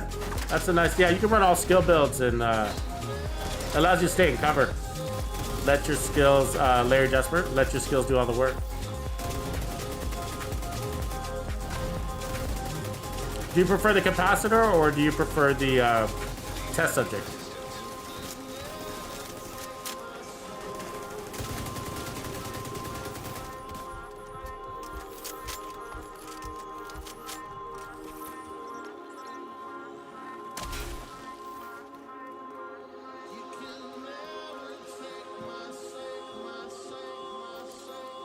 Clint wins.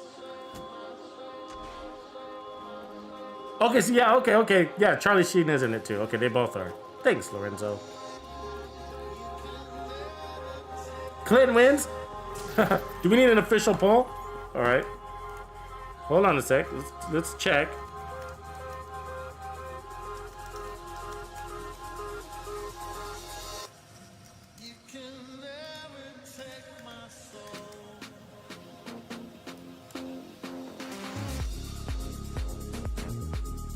All right, poll is officially out. Cast your vote. That's nice. Cheska with spotter. I can put skill tier on that. Daddy likey. You see that piece? Let me show you. I mean, I wish I had crit chance on it, but crit damage, headshot damage, and then you could roll a skill tier on that. That'd be a nice little hybrid piece.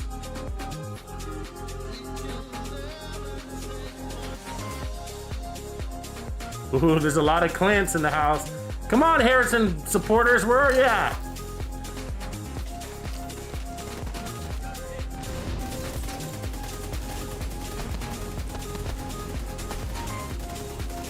Hey, remember if in the Players Club, there's that new secret build, the new latest classified build is out. You gotta run it.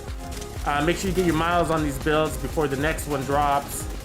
The one before that is Nightcrawler, so we got Nightcrawler and Savage are both two builds to check. Savage, of course, uses the Savage Wolverine, which is a named Honey Badger assault rifle. You can get that by completing your firewall projects, which took me forever to do. So I literally just got mine because I didn't want to go to DARPA Labs. One of the things is you got to beat DARPA Labs, and I didn't want to go over there and beat it. I'm not a big fan of DARPA Labs, of course.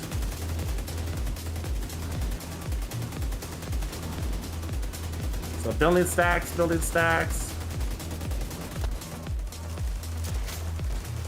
So the small numbers are my turret out there, you know, doing its thing. Just my decoy. Don't worry about him.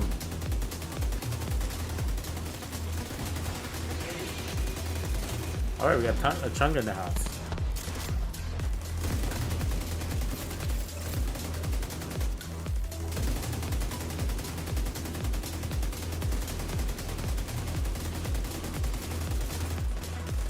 $1.121, 1.1 on that Chunga. numbers in the very top. 1.233, not bad. So that was all health damage. You notice they were white numbers. So white's health, yellow is crits, if you didn't know that. Blue is armor, and what am I missing? Oh, gold is explosives. Did I miss one?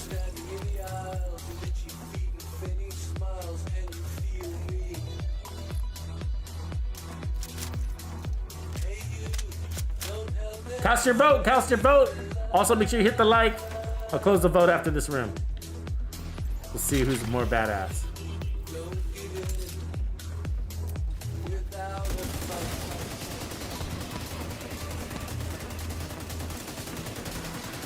I'm just like spraying and praying a little bit.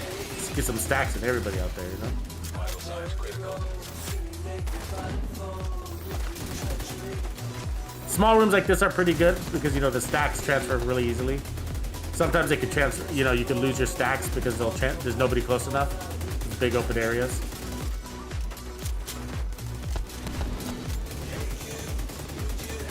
So this room's a good test too. Like, I always find this a good test room too for a squad.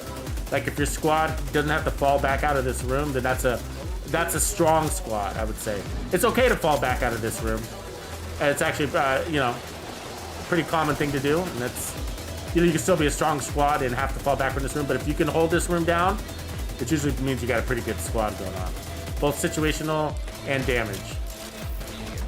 Awareness and damage rise.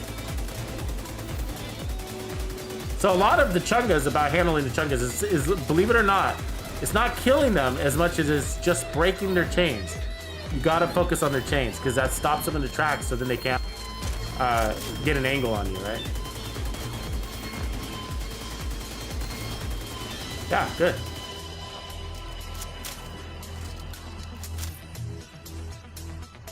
Good job holding it down, boys. Okay, let's pause this and let's see if my mama is the most badass lady there. So looks like Clint takes the win. Clint for the win. By a whopping 72%. I wish you guys had more confidence in my mama though.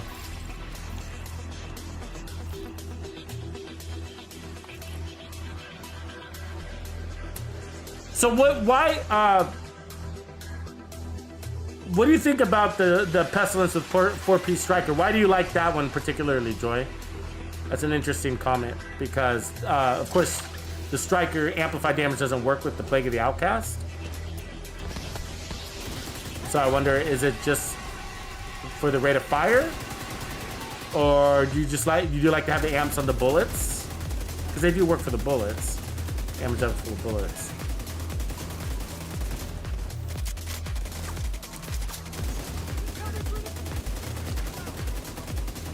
But what's really cool about this gun is it's got a really unique feature, of course, which is that Plague of the Outcast.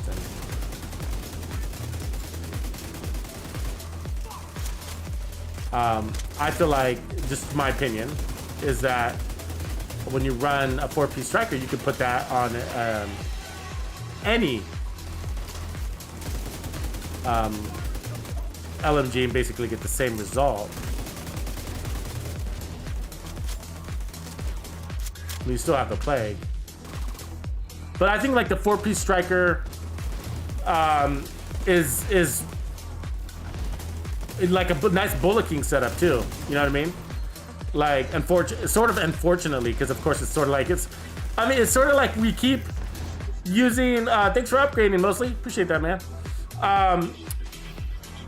We use that a lot. The four-piece striker. You know what I mean? It's like it's sort of becoming like. It's kind of like negotiators, right? Like negotiators, four-piece negotiators works with everything.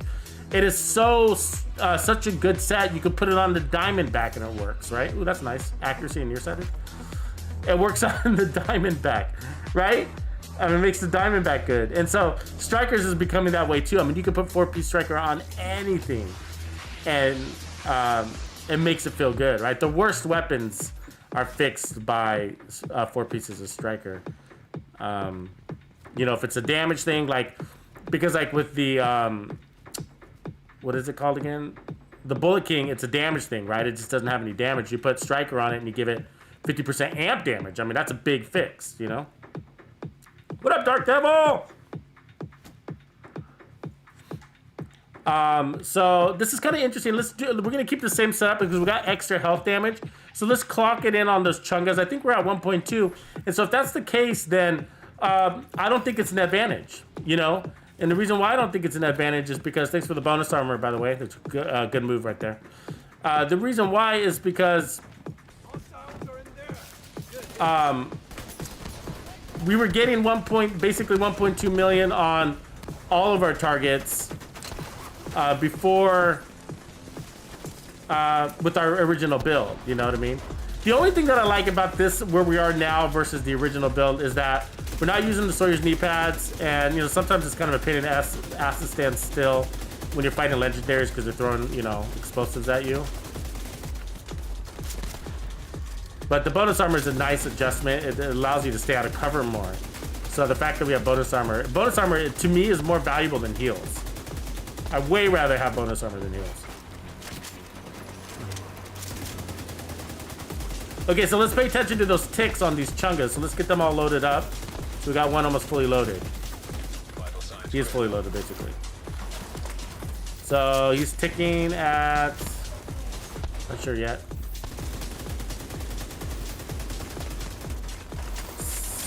Showing 629, it seems too low. The 786. So the ticks go off the screen.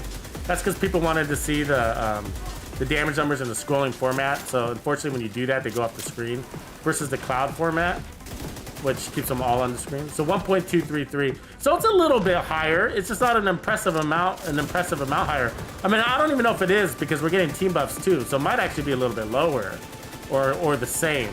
You know, going in with all the health versus going like Sawyer's knee pads and Bellstone. So we had Sawyer's knee pads and Bellstone. We're gonna drop back to our original format, and it's probably a good idea because the garage is pretty hairy anyways. But okay, so let's go ahead and do that. So we're gonna let them mess with those boys. So let's go back to the original build. I still, out of all the variations we've tried, I still think the original build's my favorite. It was strong. The only thing is the Sawyer's knee pads, you kind of have to plant yourself, but you don't have to. You kind of get an average for moving around. But and then we had this Bellstone here with repair skills. Now, what I'm going to do is I'm still going to mix in a few of those incoming repairs because I thought that was a pretty good idea and we didn't do that. And so at least one incoming repairs is suitable. 1-to-1's a good ratio, so this is all right. So this is where we should. So we should be at least 1.1 to 1.2 million with this build, and the fluctuation is going to be from depending on what our team's running on. But in the testing range solo, we were hitting almost 1.2 with this, and crazy heals though. Remember, crazy heals, because we got that Bellstone on here, right? And that's all the armor regen is, and the Bellstone with the armor regen is feeding off of that blue armor core right there. And then we got the repair skills. Now the repair skills is going to look a little less. That's because we put incoming repairs, which actually drops the repair skills number, but improves the amount in which it actually heals.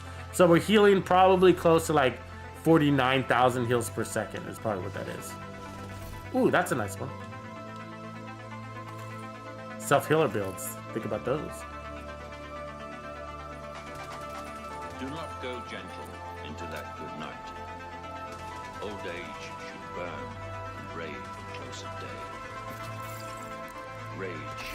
This must have changed to assault rifles, huh? Because... The light. Oh yeah, we're in assault rifle territory over gloves. I get it.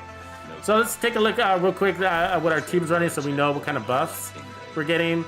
Okay, so we got the damage to status affected targets, and then he's putting 20% more damage on them, plus 10% from opportunistic. I haven't been seeing opportunistic flags, which is interesting. And then no buffs here, and then we're getting 5% damage to targets out of cover from that. Cool. Okay, good to know. Let's rock. Hey, did you guys see that live stream I did yesterday with the apartment? Check that one out if you haven't. Really cool.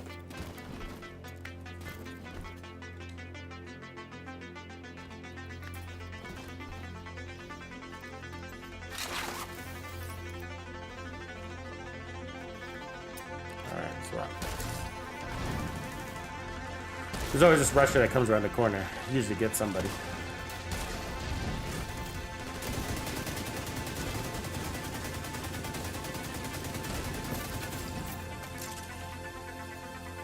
So let's see what our 540. We got a little bit of tick out there. The 500s.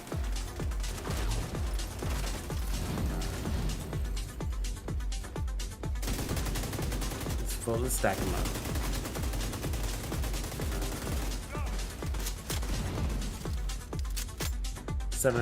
So you gotta wait for the Sawyers to stack up to get max. Ryan Tompkin, thanks for upgrading. Upgrade. Sorry, I just had to say it. Upgrade. Appreciate that, man. Thank you for supporting everybody. Ryan, appreciate you, man. Thank you for supporting the cause. The Bandidos. TuxedoBandido 2. Thank you for supporting me. Community, man. We're gonna have fun when that new content drops. Everybody gonna do Heartland? You guys are gonna do Heartland? You guys ready for some PvP/PvE action? I am. I've been saving all my PvP for Heartland, which wasn't as far out originally when I said that. We were supposed to get it in like, last November, October. Then they delayed. Revlo! Welcome to the stream, man. I'm glad you caught us live. All right, if you guys are ready, whoever's ready, go for it. I'm ready. We can go. I'll go.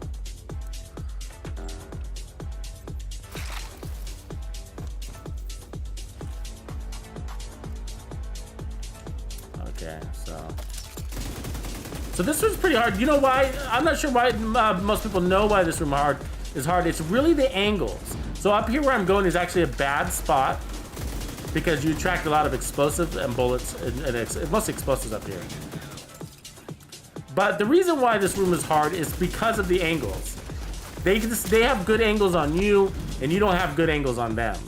And of course, they can move freely. So that's what we gotta drop down for them because they're explosive.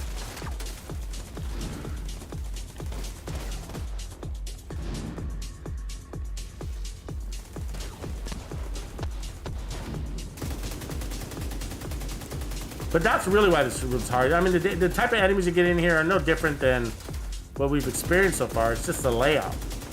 See, like I'm getting tagged by some dude way over there. It's like tank way over there. And obviously their heals too, right? Their heals are like layered on top of each other. They always put the healing stations in the back. Really good room for those explosives like that guy's running there. Dead meat is.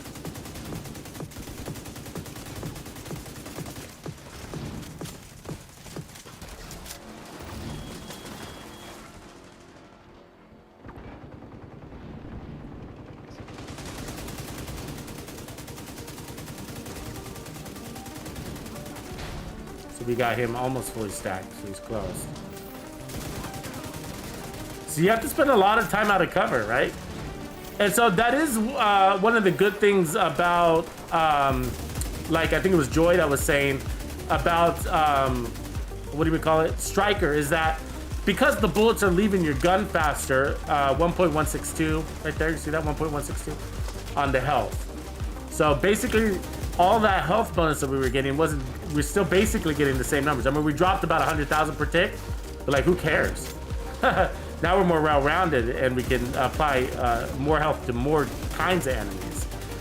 That's why you don't want to run Hollow Man Mask.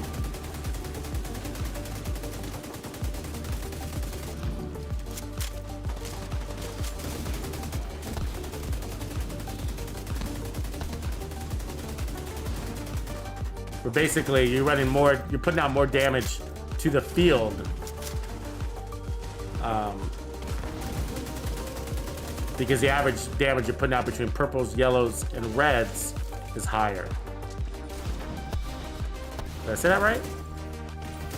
You know what I mean. Or do you?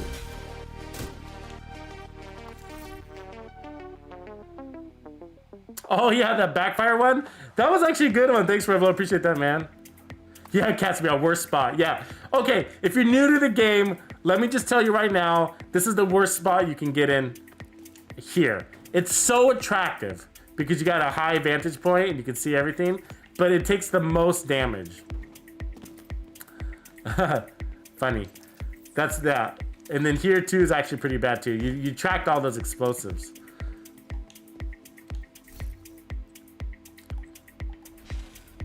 So yeah, so in the past, you know, backfire builds have gone out, and I actually put out a video myself, like when it first came out, the backfire, about getting like the highest crit damage in the game, which was like something like 437% or whatever, right? But the point of me putting out that build originally was like, hey, this build sucks. You can, but it's vanity. Don't do it. You know what I mean? Because you're just gonna die really easily. Because in a perfect scenario, you won't take any damage, but as soon as, you know, I mean, in a perfect scenario, you're doing okay, you're surviving, but as soon as somebody's shooting at you, you know, the bleed is gonna kill you along with the bullets. Anyways, that was the original point. It was just like, if it's vanity, you don't wanna run this. But then I kind of played around with it for a long time and kind of found a way to actually become 100% immune to bleed while achieving the maximum 437% or whatever crit damage. Now, it's still vanity. I mean, you know what I mean? There's still some vanity to it. There is, what do you call it?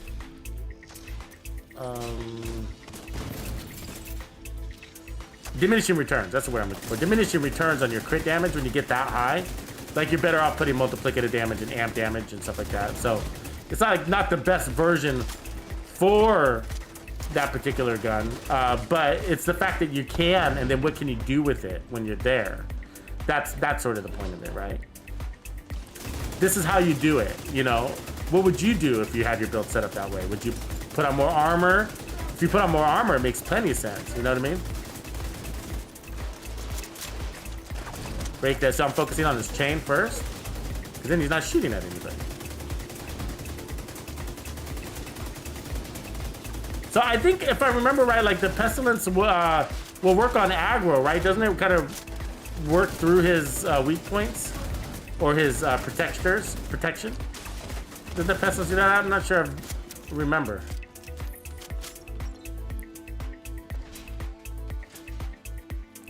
Yeah, this corner right here is where I like to play against the Chungas when I play, because when they come from that thing, when they clear that barrel or whatever it is, that tank, then you got a nice clear shot on him. And one always comes from the backside to try to flank you.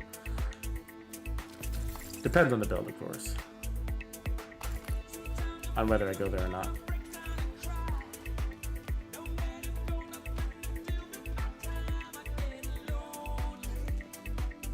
All right, can we do this? All right, we can. It's been a while since I've been back here with the Pestilence. Usually some other sort of build.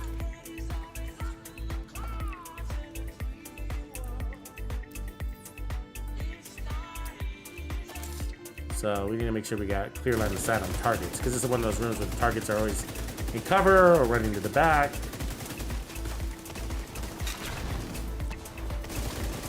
So snipers, of course, so you don't want to get caught by them.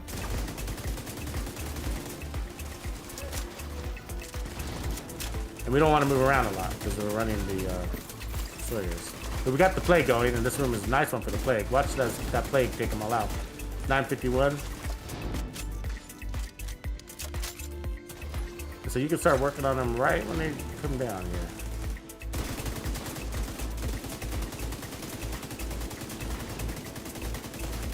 Like the Pestilence with an explosive build is a nice little combo, because you're stacking them up, he finishes them off, and then the plague spreads faster. You know what I mean? There's lots of builds that would make sense with this, of course. I mean, the riot foam would also.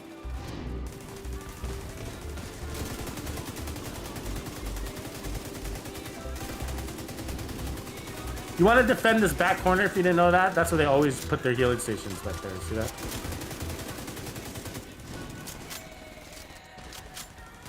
So let's see. I'm not sure I remember how this works with this Chunga. Can he take damage through all of his stacks? Okay, we're gonna have to roll An agent needs assistance. out of here. So we don't get hit with his.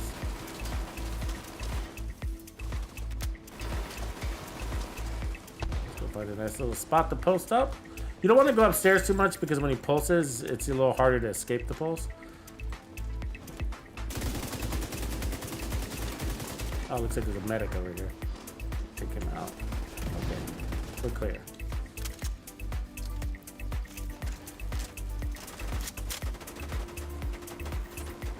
Break his chain is what I'm focused on.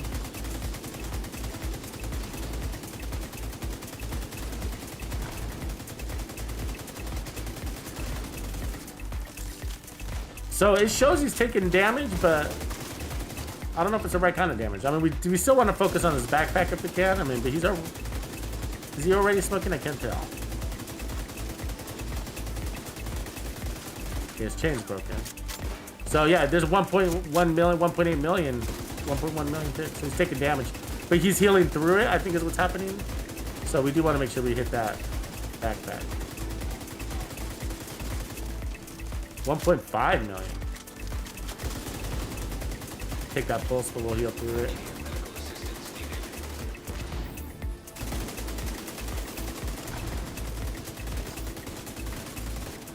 Fast reload is nice for this, by the way. It'd be annoying to have to reload slow through this.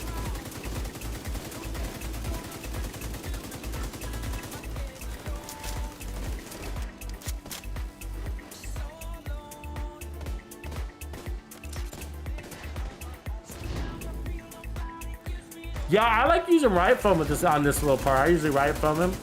As I usually do. But yeah, the Banshee Pulse, yeah, that's a good idea too.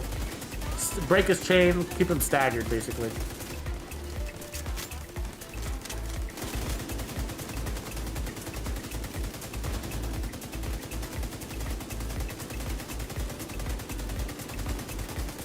Yeah, so I mean, basically the plague isn't really doing much against him at all. So it might be worth, you know, when he comes in to switch over to something else. We'll see. We'll see once we break his backpack. Does it make a difference? The plague might affect his head damage. I don't know. Once he can't heal through it anymore, you know what I mean? We'll see. I don't remember how it works out. It's been a while since I've used this in the end. Using a lot of ammo though.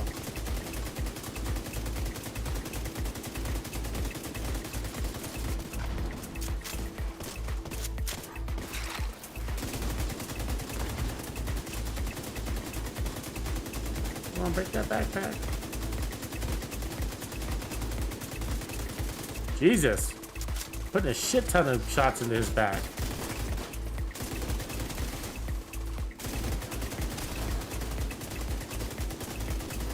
Put on the Demolisher. That's what breaks his belt.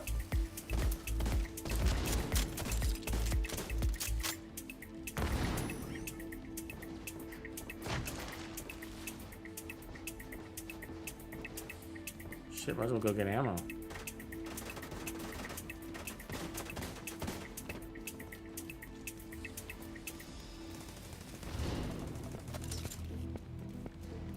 Good night, cats meow. Hit that like, folks. Hit that like. Appreciate you. Supporting the dream.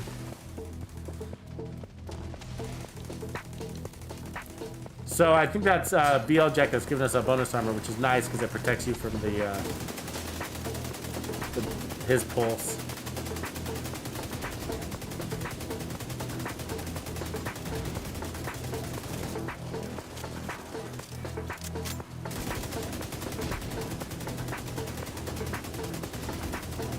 Those chains broken.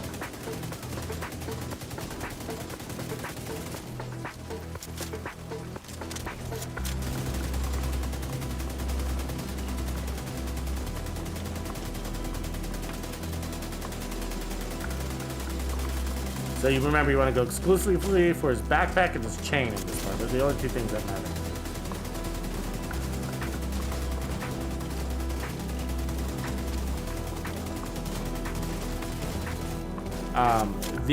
Also the Demolisher Firefly breaks that chain really easy, and then he can't shoot back at you.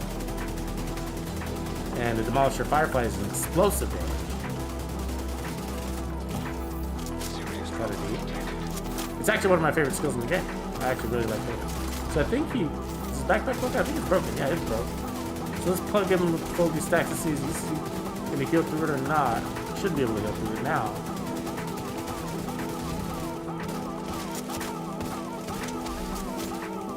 You try to come upstairs with me?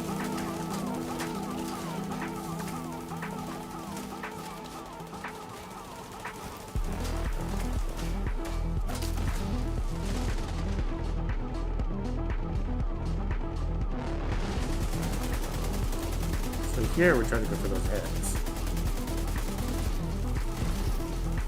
There goes chains broken. Oh, I heard it break. Still shooting though.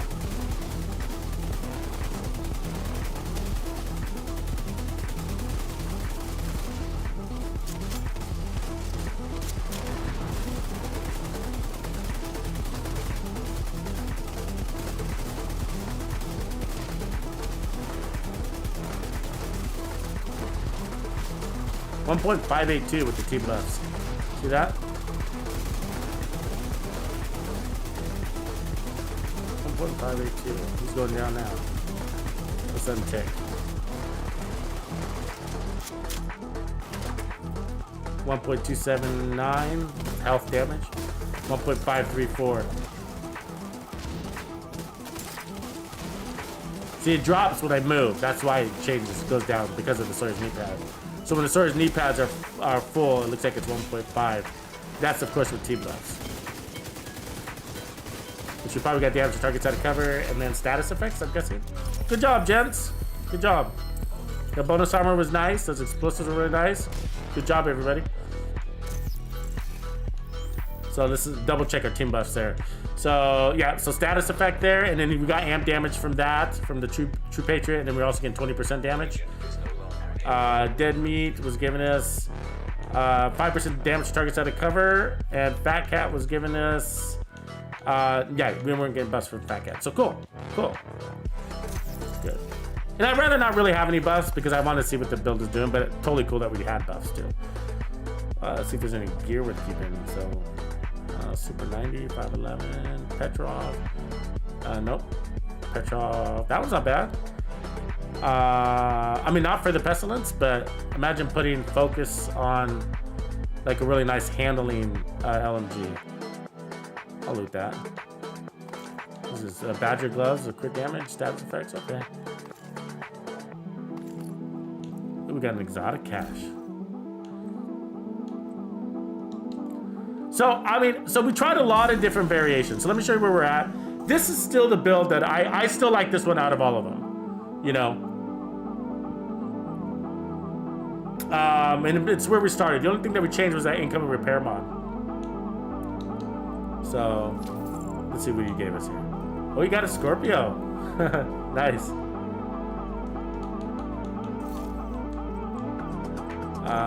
Belstone Scope. We got some good little gear. Nice little AKM. Look at it, nearsighted with accuracy already on it. You know, that could be an interesting piece. So I kept it. Yeah, I like testing. I'm testing assault rifles to like to every degree. So, ooh, the Merciless. Nice. We just created a build for that last night, so I'm working on that for you guys. It'll be fun.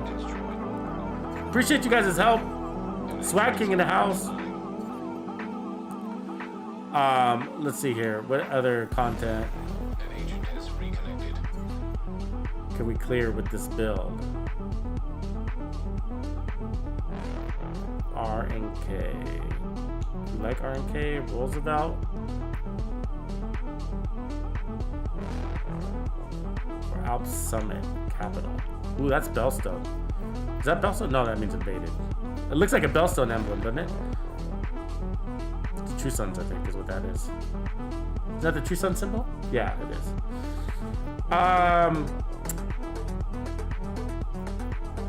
I also need Cheska, though, which is heroic content. Huh. What do you guys think? Or should we start working on a different build?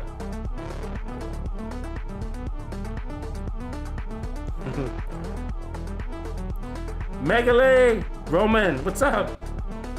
You want one of my white face masks, or are you talking about like the one on my character? Like if you look at my character, let's see, actually photo mode. So if you look at it, we're twinsies. Twinsies. It's actually, so yeah, it's actually the mask I'm wearing though is one of a kind. I made it as a replica to my character, which makes us both true Tuxedo Bandidos.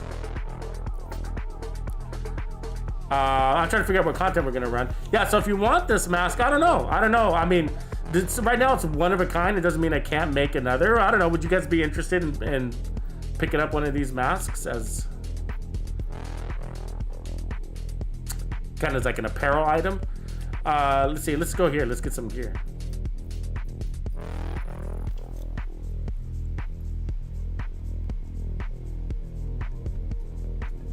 Yeah, no, I'm getting community feedback, Dennis. So I put out a poll. So if you guys haven't seen that poll, I'd appreciate it if you guys checked it out. But I put out a poll into the community. I can run a poll here in our chat. I wouldn't mind doing that, actually. But let me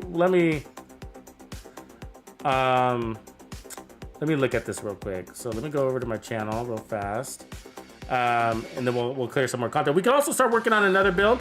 I kind of like where this one is, so I don't think I'm gonna evolve it anymore. I'll eventually make a build video for this, but I kind of feel like it is where it is, and like whatever changes you want to make based on your builds, your play style, you know, you could just go ahead and make them. But we tried like max health. We tried what else did we do? We tried Fox's prayers, and all the damage was basically about the same. We saw this one go all the way up to 1.5, but again, that was with team buffs. It's basically around 1.2 million, give or take. And I'm happy with that damage. But more importantly, it's just got insane heals. Because notice that Bellstone, and then we got all those yellows and incoming repairs, a little bit of incoming repairs. But here, I'm grabbing this poll real quick, and then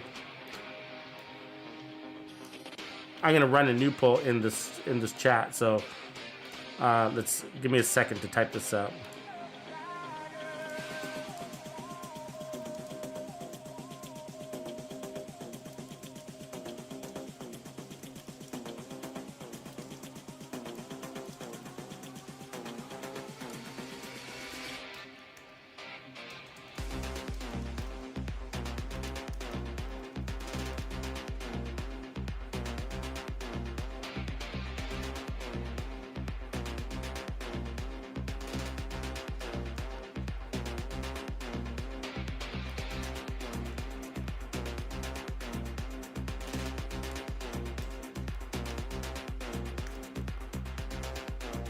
All right, here's a new poll. Oh wait, it's too long.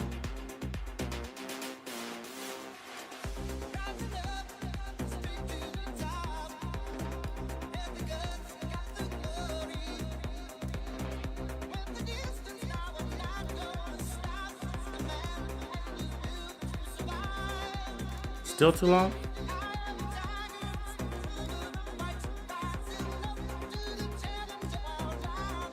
Okay. Here it comes. Hey, don't forget to hit that like and subscribe if you haven't done that, guys. I got this, so I just put out a poll. Okay, and so this is because last night, well, I get requests all the time for the merciless, right? So if you don't know what we're talking about this animal. This is a wild animal of a gun, right? And it's just like, it's always been really disappointing. And so I get a lot of requests, I'm sure all the content creators do, to build one of these. And as a matter of fact, Identity just put one out like a week or two ago or something like that. And so he put his take on it, his spin on it. And so, but we spent 5 hours last night on Twitch coming up with a build for this. And it ended up being completely different than what Identity did, but we sort of figured something out. And it actually came from a tip from the community. And so somebody that was on my Twitch stream, and which is why you guys need to follow me over on Twitch if you haven't already done that. Because we are streaming, so Twitch is like bonus content. So if you follow me on here on YouTube, then you should definitely be following me on Twitch, because we're doing build labs, build development videos over there, as well as challenge videos, group and solo format. So anyways, somebody in the community gave us a tip on how to handle the merciless, and so that it's a stable, accurate weapon without having to run braced or strikers, which is amazing, right? And so strikers doesn't really work out. I mean, I don't know if you guys have ever used strikers on a non-automatic weapon, because the merciless isn't automatic, right? It's got a binary trigger, so it's semi-automatic. So it, you know, those don't work that. I mean, it's a kind of okay, you know, it's okay to run it on that weapon, but it's just like, it doesn't help that much. It's not like wow. It's like not like wow, like how you feel like when you're with an assault rifle. You know what I mean? That turret is raping us up there. But look at our heals. You know what I mean? Look at that healing, guys. That's what I'm talking about. You know what I mean? Amazing. But anyways, we're pinned down. We need decoys. Let me get my decoy out as I get this up. So anyways, and so we ended up coming up some really, really good merciless builds because of that. And so from there, it was just kind of like, okay, so we got it. We broke the code. We figured it out. Now how do we want to take it? You know what I mean? Well, how does the community want? And for me, like, if you want to know what my favorite one is, you know, I mean, I like the max damage one. It was just like, I had all the survivability I needed. But as you guys know, max damage usually involves what?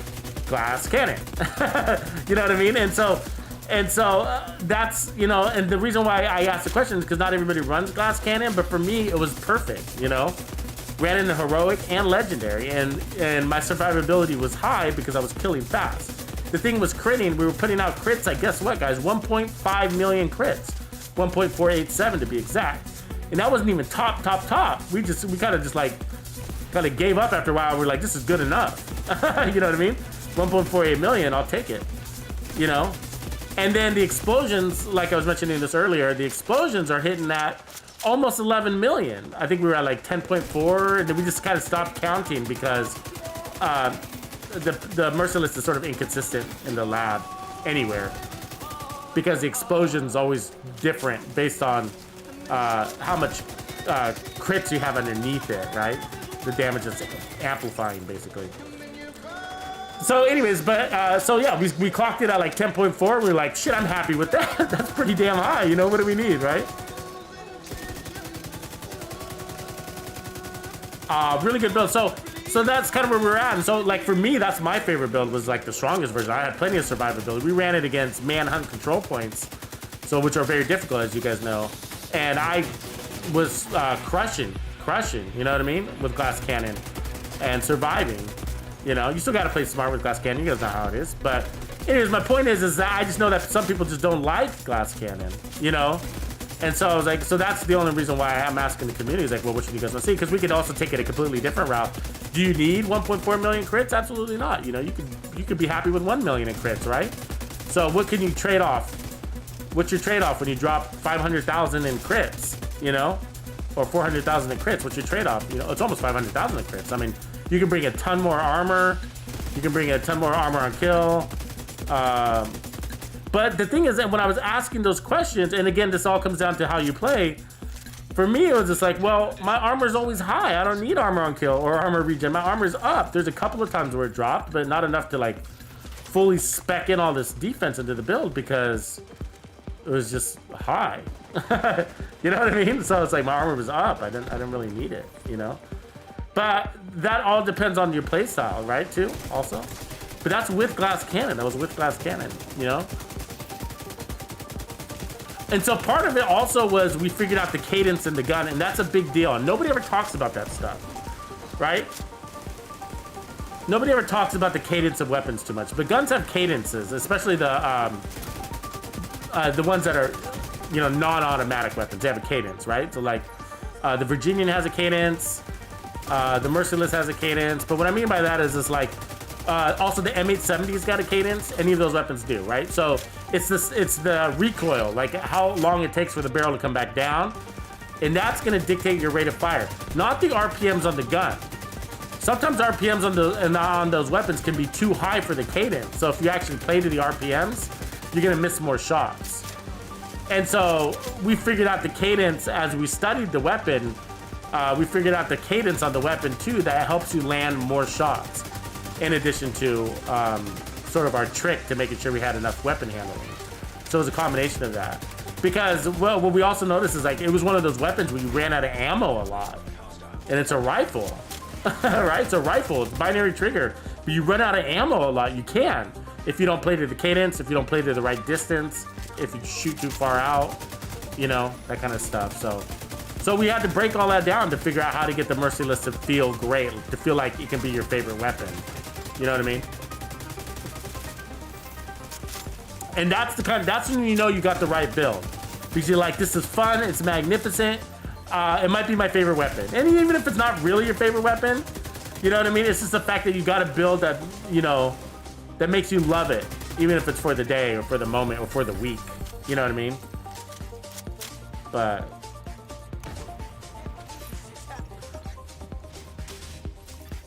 Supply room access unlocked. so get your votes in, It's a pretty close call. You know, it's the strongest between survivability. So if you're in the chat, if you're in the live stream, make sure you get those votes. Also appreciate you liking this video. Help it get out there. Help people see different ways to run their Pestilence builds.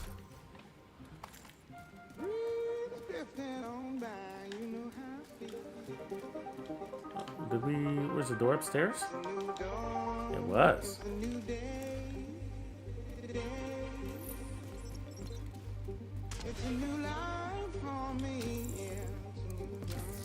Sokolov, Second PX, Famas, Cheska. I'm looking for Cheska backpack, so.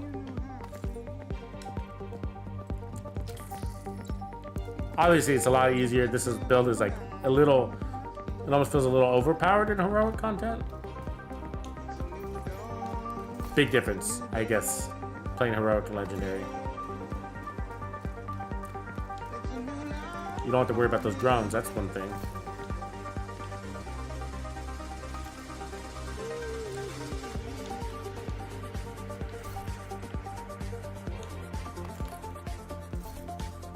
Those drones love me, as you can see. Follow me around everywhere I go. Like a bad ex-girlfriend. Alright, how's our ammo? Okay, we're looking good, I would love a Warhound convoy right now. That would be cool. Just keep our eyes open from the Warhound convoy, guys.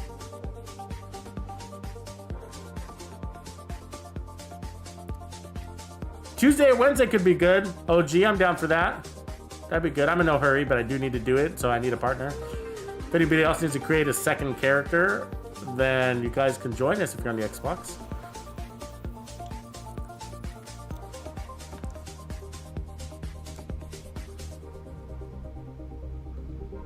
I ain't gonna let that pull run because it's really close, right? Like a 50-50 split still. Dr. Hannes. Yeah, ongoing directive with Pestilence, and you know those were builds that were created like basically on day one. So that's, you know, sort of why I avoid some of them, because they're just sort of kind of been there, done that. Not that there's anything wrong with that per se, but for me, like, I guess my point is like, you know, some people complain that there's no builds left in this game that can be done, that everything's been done before, and God, I'm like, really? Because I'm still creating builds every day, and I'm not saying that like I watch YouTube just as much as you guys do. You know what I mean? And I don't see these builds.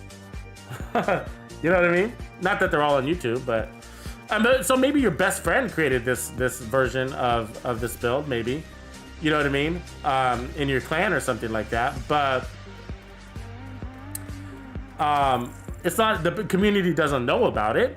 So, you know what I mean? And so my point is that, so that's why I still like kind of putting my head down and kind of scrapping together some really good builds, and, you know, and coming up with new stuff. But that old stuff is still, I guess what I'm trying to, my point is that old stuff is still valuable. Like you're saying, the ongoing directive, that's still valuable because we still got new players every day and they've never seen that build. You know what I mean? New players are coming in, and so ongoing directive is new for them. So I get it. And so that's why we want to show those builds too. So you might complain like, Tux, that build's been done before. If I were to show the ongoing directive one, but it's just like, yeah, it's not new, you know, believe it or not, you know, maybe that was created by Joe Schmo's channel who covers the Division 2, but YouTube calls it irrelevant now. You know what I mean? Because it's old, right? So YouTube puts a time factor on videos. Part of its algorithm, so they're not easy to find. You know what I mean? So when you search in, when you put a go run a search on YouTube and say Pestilence builds, because you're looking, maybe you got your Pestilence, you're new to the game and you're looking for a new build for the Pestilence, and you go to YouTube, that ongoing directive might be very, very far down on that search. A lot of scrolling. You know what I mean? And so that's what I mean. You know what I mean? It's like undiscoverable because there's so many other builds that are more recently published. You know. It's an example. I don't know for sure about the ongoing directive, but my point is that that's why we have to recover some of those old builds, you know.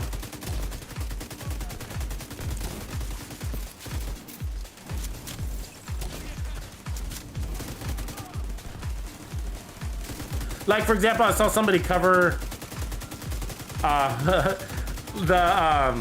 just the other day. Somebody covered a Hunter's Fury Scorpio shotgun build and said this gun is crazy strong. I mean, this build is crazy strong. It was like Hunter's Fury Scorpio build. That was like the most obvious build to put together as soon as the Scorpio came out. You know what I mean? It's like the most obvious build for the Scorpio. It's like it's been done for over and over and over and over and over and over and over and over again. But somebody still covered it the other day, and she or he's not wrong either because, you know, at the same time, you know, there's still people that are just got their Scorpio for the first time and they don't know this build. So, you know, and maybe they're not even searching for YouTube, but they're following that person's channel. And so they're not searching for Scorpio builds, but they've got one recommended to them anyways because they're a subscriber, follower, whatever. You know what I mean? So that's why you and I might roll our eyes a little bit like, oh, that video is like irrelevant. But to me, but not to the new guy, you know? We got to do, I guess my point is like, we got to do stuff for the new players coming onto the game too. Believe it or not, we still get a lot of new players. Daily. I still get discovered. I mean, that surprises me. When somebody's like, hey dude, I just came across your channel. I'm playing the Division 2. Love this Division 2 game for years. It's like, you just discovered me? Did you just download the YouTube app too? You know what I mean? No, and that's just the algorithm, right? It's just the algorithm. It's like, sometimes like people can, I'm relatively new, so I'm not saying like I'm Mr. Popular, but my channel's only a year old. So one of the youngest Division 2 channels, actually it might even be the youngest Division 2 channel. Not the youngest, but the youngest of size, I would say.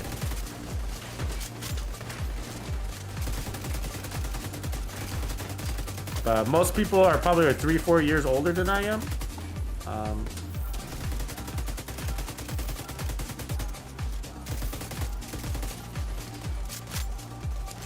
lot of guys started covering this game about 3 years. Has it been about 3 years now? Is that right? 2017, isn't it? Am I remembering right? I get the games confused between this and Division 1. But I think it's 2017, right? It's not 2019, is it? You got the numbers right. Yeah, everything flows. He knows what we're talking about. He's like, shit, show me some new builds, you know. And some of them, you know, I wouldn't say they're old, and they're not old builds. They are classics. You know what I mean? They are classics. Like the Hunter's Fury Chatterbox build, right? Like, that's a build we don't talk about every day. And but that's a classic build. I mean, the Chatterbox is OP, is really OP. I really like it. I mean, I know some people don't like it at all, but I love the Chatterbox. 1400 RPMs. Shit, that thing cuts people down. No reload. It's the Bullet Queen. That guy's annoying anyway out there. Trying to throw grenades at us and shit.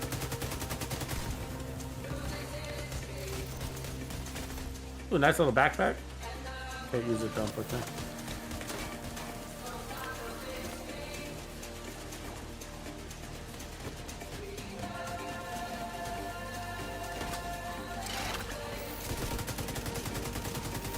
Yeah, but it's amazing all we've done together, guys, in the last 1 year.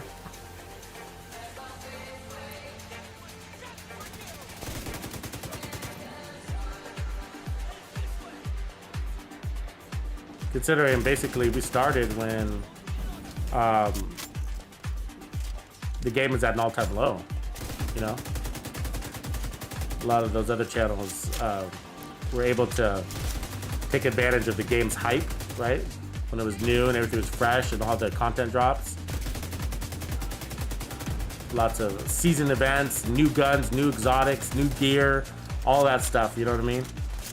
Lots to, I think I have no trouble coming up with content though. I have a content list right now and that I'm behind on, and it's I could put out a video every single day for 2 months and I still wouldn't get caught up. And that's not talking like putting out recycled builds either. Not all of them are build videos, of course, so.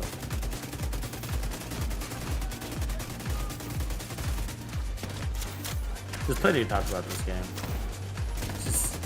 But it does test a content creator in the Division 2. Times like now are the test of a content creator. If you find yourself running out of things to talk about, that's a test on your creativity edge. The edge of creativity that is required to be a content creator in my mind. On YouTube, at least. You know what I mean?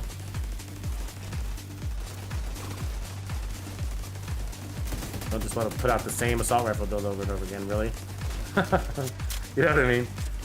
I don't think the community deserves that.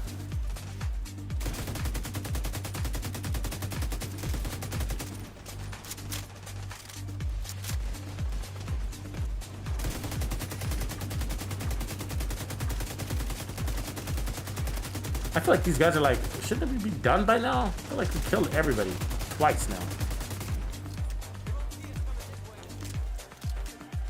Alp Summit. Just got no. See, Joseph Cope is one of those. Appreciate you, man. See what I'm saying? Still being just discovered. Appreciate you. That always surprises me. And the reason why it surprises me is just because it's not like I'm super, gigantic, biggest YouTuber in the world or anything like that. That's not what I mean. What I mean is just that we're a really small community, the Division. We're, compare ourselves to like Call of Duty or something like that. I mean, those are even Battlefield and even Ghost Recon. Those are gigantic communities, right? Like, there's so many content creators. Like, it's hard to see them all or know that they even exist. There's a lot of them. But the Division 2, I mean, there's like 5 of us. You know what I mean? So that's why I'm always surprised that I'm still being discovered, because it's like, oh man, there's not so many people to find. But again, it's the way YouTube works. We have no control over that per se. I mean, like, you guys know what I'm talking about. Like, you can be a long-time subscriber on my channel, and you guys notice that sometimes you don't get notifications that I released a video today or I'm going live, right? And you're like, what? I'm a subscriber. Why aren't I getting notifications? Good question. I don't know. But that's because I do know YouTube stopped depending on subscription when it comes to recommending what's in your feed, because they found that people's behavior was they don't unsubscribe. So that's why you'll see like some YouTubers with like 50,000 subscribers, but the reality is that most of those subscribers are dead, no longer playing the game, for example, right? They picked up 50,000 subscribers from on YouTube from the Division 2, but 40,000 of those subscribers no longer play the game anymore, and that's because people don't unsubscribe. They don't.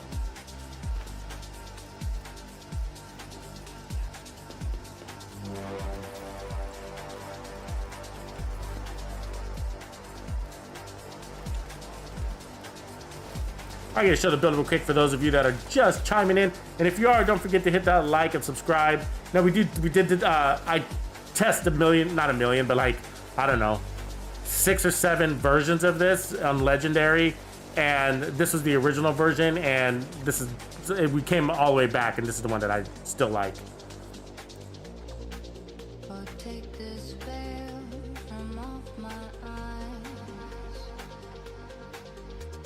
Mike Rubin, well said. That's true.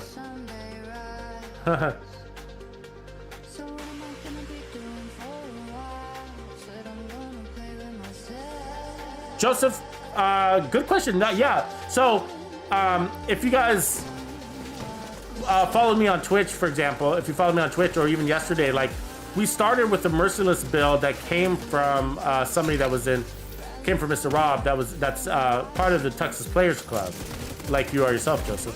So, if you want, I mean, the easiest way to give me builds, if you want me to try one or work on one with me, for the public, if you think it's good that the public would benefit from that build too. The easiest way to get me those builds, in my opinion, is by going on to Discord. Are you part of Discord yet? It's free, it doesn't cost anything, but we do have a members only section there. And inside that members only section is something called, ending that poll, by the way, it's called Tux's, well, it's the Players Lounge, but it's a members only channel in Discord. And I got a Pimp My Build section in there where I can, you can share your build with me and ask me to pimp it out, which I can do, you know, right there inside the channel on Discord, or if I see that it's a build that we think is good for the entire community, then I'll do it as a live stream. So anyways, but if you don't have a way of doing that, you can also email me at tuxedobandido1@gmail.com. That also, if you just go to my YouTube homepage and go to About Me, the About section, my email's in there too. You can't remember that. But I recommend joining us on Discord if you haven't already. That's a really good place to hook up with the community, and whether you're just looking to group up or join some raids or talk builds. Yeah, a lot of people haven't. Like, I never used Discord before I started my YouTube channel, but it's pretty easy. It's just basically like what you're in right now. It's just an app. It's obviously an app, but it's free, and it's for gamers like you and me. And once you're in there, it might look a little bit confusing, but you basically choose your platform. Say I play on Xbox or PlayStation or whatever, and then that will kind of narrow down the channels that you can see, which is a good thing, so you're not overwhelmed. And then from there, it's just basically, channels are basically like chat feeds. You go into a channel, you're in a chat feed, and so you can just view other people's chats, kick back, you can participate in chat, you know, that's all they are, is chat feeds. But a channel is a topic, and so it's another word for topic. So inside each channel is a topic. So one channel might be focused on Xbox grouping up, so people go there to find other players to play with. The one's for Xbox raids, some are build talks, if you want to just talk about builds. So there's channels for all the topics related to the game. Some are just hanging out chats too. People are just hanging out, just talking, usually about stuff related to the game, but real casual talks. But it's just a really good place to hook up with the community. That's why I promote it. You know, because times like this, when the game is at an all-time low, it's just like you need to be around a really positive community, and it just really good people there. It's kind of an animal on its own, so of course I started it and created it and own it, but really it's run by the community now. That's a nice one. And so I don't, you know, I'm not like controlling the rhythm of it anymore. So, which is why it's so unique and why it's kind of got a life of its own. It's a wild animal.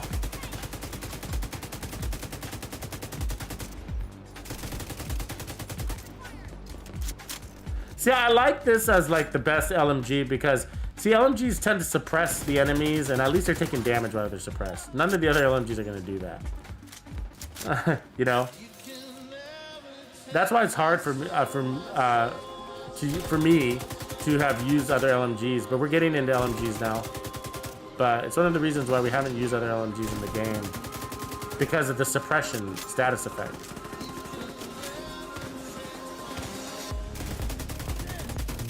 You shoot at enemies, they go be in cover, and then you're like, okay, now I'm just sitting here. But that's the point of the LMGs in this game. That's how they've made them. They've designed them to be that way. To be suppressors. And so when we create our LMGs, so I'm working up to that. I'm collecting a bunch of different LMGs and building up our stats. But that's what we're going to be playing into is suppression. So we're going to create suppression builds so that the guys with like assault rifles or SMGs or shotguns can flank, pull in close, and then you know, get the enemies from catch them by surprise, so to speak.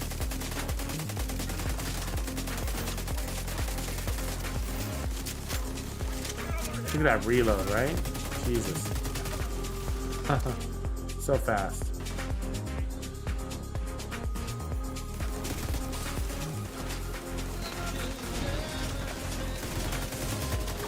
Look at it, and we can take nice amounts of damage too. I like this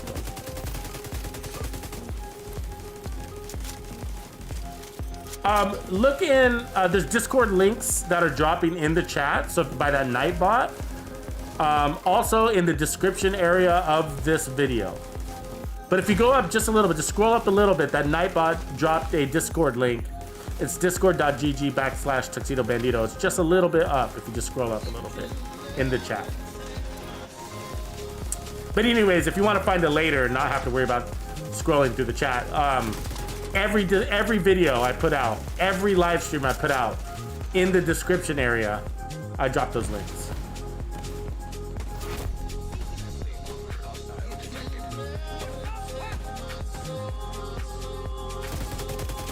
Pump this guy full of poison lead.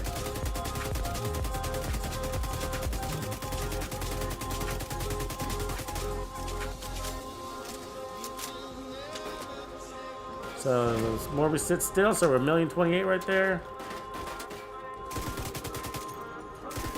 Oh, somebody come up behind us? He did, didn't he? Sneaky little devil.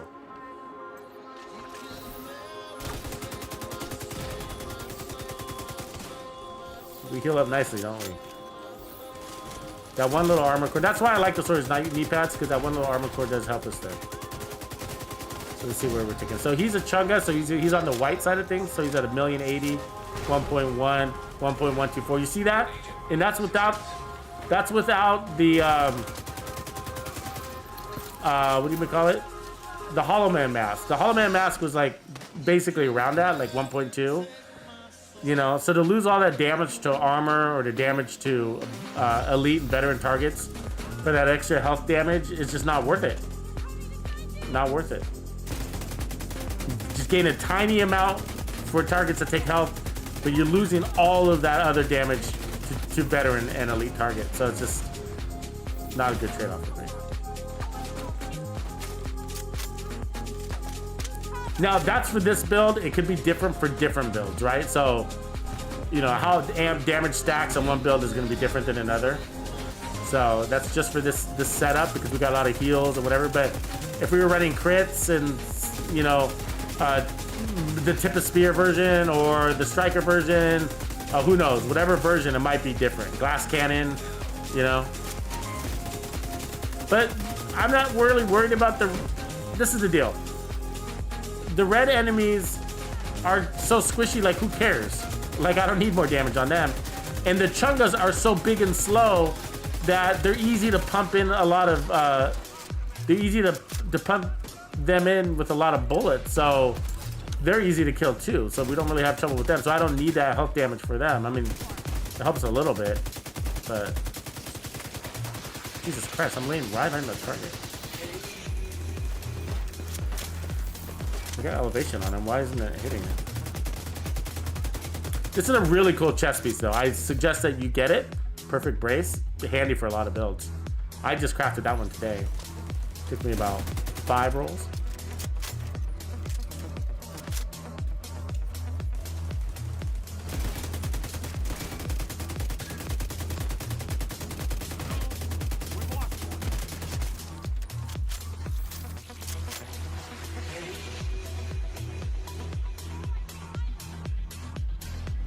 Right on, Joseph. Shake your mitts. All right, I'll look out for you. Cool. So when you're there, there's a section for Texas Players Club. There's a channel. and it's called the lobby. There's a lobby, so you got to go to the lobby and then tell Latino who manages it to let you in, to give you permissions to get to the players club, the members only channel. So go to the member Tux Players Club to channel, and inside that group of channels, I should say, is a lounge, and then in there's instructions. But all you got to do is say, "Hey, let me in. Give me permissions, please," and then the admin will give you permission, which is Latino. But you made it to Discord, so half the battle's over.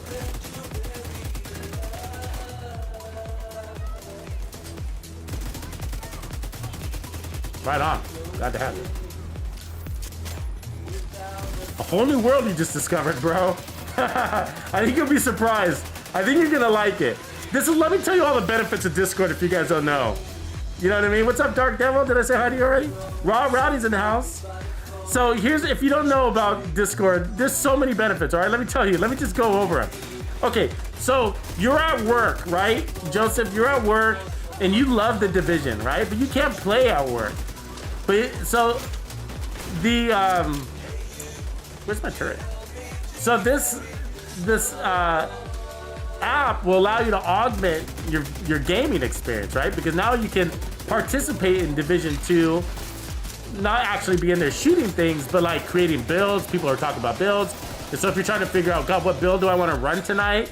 You can get ideas there. Or you can say, if you want to do some legendaries today or whatever you want to do, or raid, you don't have to wait till you get home and then, sign on to your council or whatever, and then go, hey, who wants to raid? And then spend an hour and a half coordinating that, right?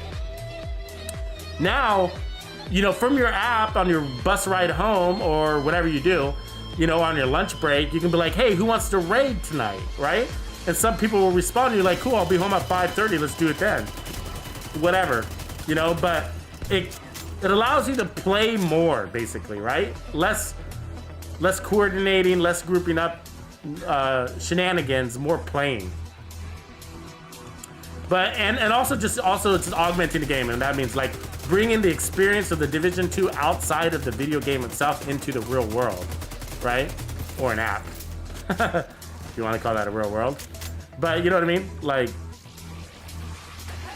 And we're fanatics. We love this game, right? So we love talking about the game, and obviously you're doing that right now too. You're doing that right now. It's basically right. You're augmenting your Division 2 experience right now because you're enjoying it. You're enjoying the Division 2 on YouTube, right? Which is not the Division 2. You're not in the game right now. Well, you might actually be at home, but you know what I mean? You're not in the game right now. You're kicking back on your couch, drinking a brewski, and appreciating the Division 2, talking shop, learning about new builds. That's augmenting the game. That's extending your experience, And so now you got Discord, which is another way to do just that. And it's more interactive. And so I like interacting with the audience, which is why I like doing a lot of streams, why I picked up doing a lot of streams. If you guys notice, like I basically stream every single day. At least 6 days a week, at least. And sometimes I do 2 streams a day because I'm also streaming on Twitch. Which, by the way, if you're not following me there, you should. And so, and the reason why I do that is because it's more interactive. I mean, the build videos are one-way communications, and it's just, I like pulling your guys' feedback in real time. Which direction should we do? What do you think about this build? How about Young Guns? Is Emilio Estevez in that movie? Was it Charlie Sheen? You know what I mean? These types of things are very interactive. It's just more fun, instead of just a build video, which I do those too, and I'm still doing just build videos, and I like them. I like them because, I like to explore my creative side, and the build videos allow me to, the builds do too, but the build videos, the format and how I do them, and I get to pump my creative juices into those. So look at that, just beautiful. That's the perfect scenario right there. Look at that, just all clustered up. Beautiful, good chem. 1.2 million, 1.225. That's what we're getting in the range. That's the damage you can expect.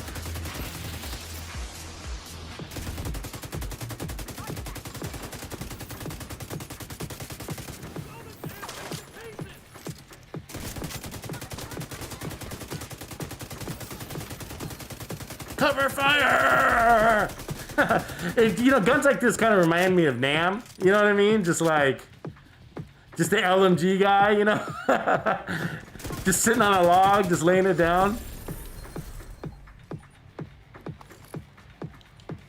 Hungry 40s, member for 3 months. Bandito for sure. You true bandito. You true bandito, you. Appreciate you, man. Hungry 40s, 3 months straight supporting me. Supply room access. Love it. And even if you guys aren't in the Players Club, I still love you. No, you are supporting me. Coming to these live streams, hitting the like, watching videos to the end, you know, participating in conversations. Those are all ways that you're supporting me. And by supporting me, you're supporting the community, because I like to do that. You know what I mean? I'm trying to do my best to make sure we're keeping the energy alive and on a daily basis. You know what I mean? Just kind of keep everybody, you know, excited about today's Division 2 experience, whatever. And then, of course, the new content's coming, and we know it is. They're testing it, and we just don't know exactly when it'll drop. But when it does, you know, you're going to see a surge, and you're in the right place. That means you're in the right place. This is where you want to be when the surge happens. You know what I mean? Because we're going to blow the F up. That's what I'm bracing you guys for. That's what I'm doing. That's what I'm bracing you here for. You know what I mean? So, and you know, it's just a lot of fun when you got a lot of people surrounded by your positive community, and you guys just talking about builds. And Friday nights and Saturday night, we'd be playing the Division 2s, people to play with. You know what I mean? Experiment with.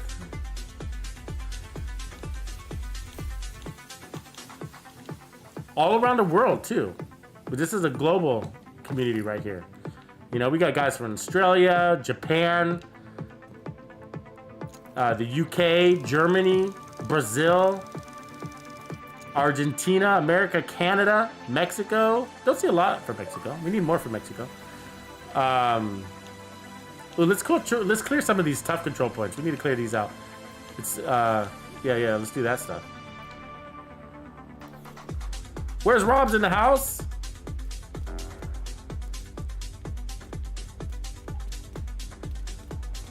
Yeah, but that's what I'm bracing you guys for. I'm bracing you for the when all the action hits, making sure you guys are in the right spot.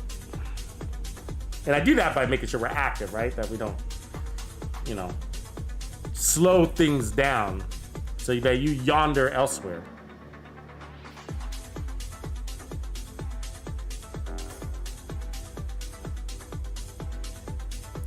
Axiom says, I'm 50, maybe I need to drink like a lady. Damage to liver out of cover buff. Funny. Yeah, so this game is really mature, right? You guys know that. You hear me talking about it. But like, you know, there's no kids in this game. This isn't Call of Duty. This is a man-woman's game. Grown-ups game is what I mean, really. I mean, there's a few out there, but I gotta tell you, like, I mean, I've run into like a couple of teenagers, you know, here and there, but it's like really rare. Really, really rare. Like, this is like, you know, the average age, like the average player is between 40 and 50 years old in this game. Or 30 and 50, I should say. I think that's the better way to frame it. 30 and 50. Where most games are like 13 to 22 or some shit like that. You know what I mean? And so the difference is that like a lot of those younger players tend to play more than one game, I guess that's what I would say. The less they commit less to games in general, statistically. So that's why we don't have very many young kids, is because they come in and they go. And so ooh, taking a lot of hit. Better. There's somebody on our left there. Can't see him. Ah, he got an angle on me.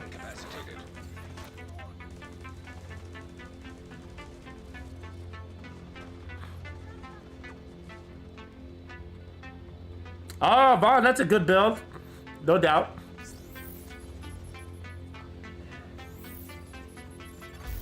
Civilians in danger. So these manhunt control points are always a little bit tougher. I don't know if you guys knew that. And they're not always the enemies you'd expect. So there's normally True Sons here, but because it's a manhunt target, we got these outcasts.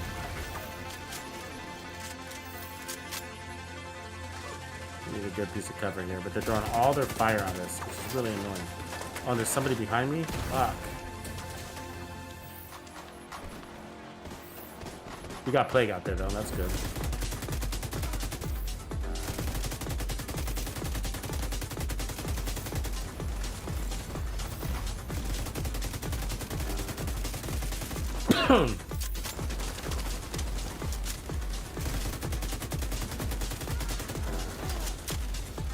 Oh no, we're about to get lawnmowered, I think.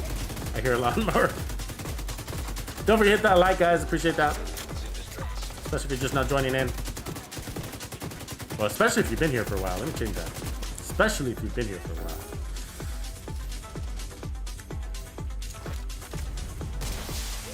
Reinforcements incoming.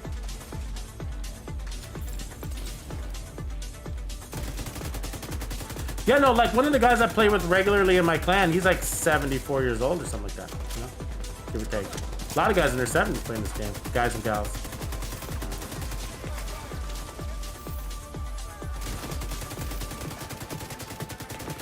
That's one thing you could add to this build too, by the way, is protection from elites. You can go that direction too. That helps a lot. There's a lot of elites, especially if you're playing heroic, that'd be especially helpful, or against chungas.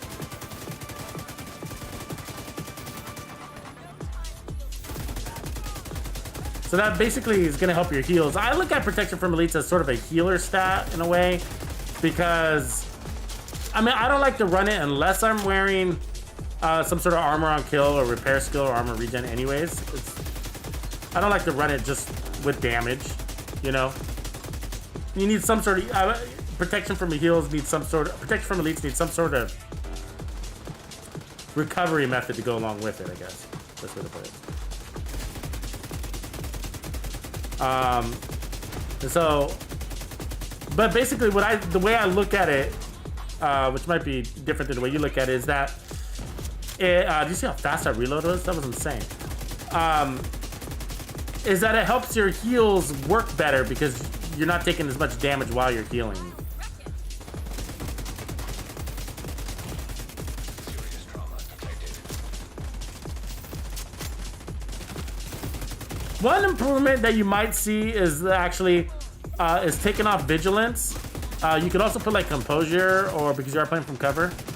And the reason why is because you do take the damage a lot, so it's disabling, re-enabling, disabling, re-enabling, you know.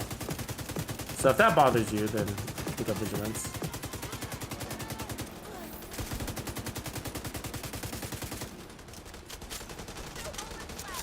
It basically averages out to probably like what composure is giving you anyways, but the reason why I like it is like there's times when it is active and you are shooting first and you need a little bit of that burst.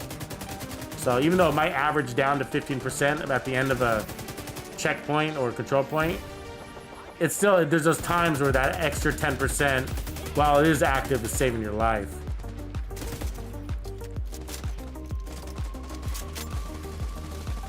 No problem, CD Stanley. No worries, man. We're just chilling. No obligations, brother. You guys come, you guys go. I play solo, I play in group, it's all good.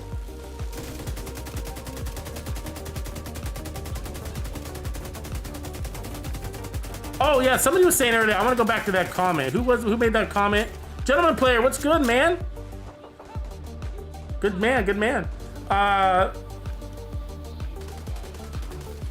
Let's see here. My Zach Torres, my damage numbers go off the table. That's why you don't see them. So the damage numbers, so if I'm continuously shooting, you'll see my damage numbers go off the screen. So in the community preferred to get the scrolling damage numbers instead of the cloud damage numbers. But when I'm putting down the damage numbers, they just keep going up and up and up and up. And so after a while, they completely disappear, and then it takes a while for them to fall back down. I basically don't have to not shoot for a while in order for them to fall back down. But no, Pestilence spreads. There's nothing I can do about it. Pestilence is gonna spread whether I like it or not. It just does it. Look at it, nice little tsunami. Try to light. detected. So I'm looking up this comment somebody made earlier about the shields. Who was that?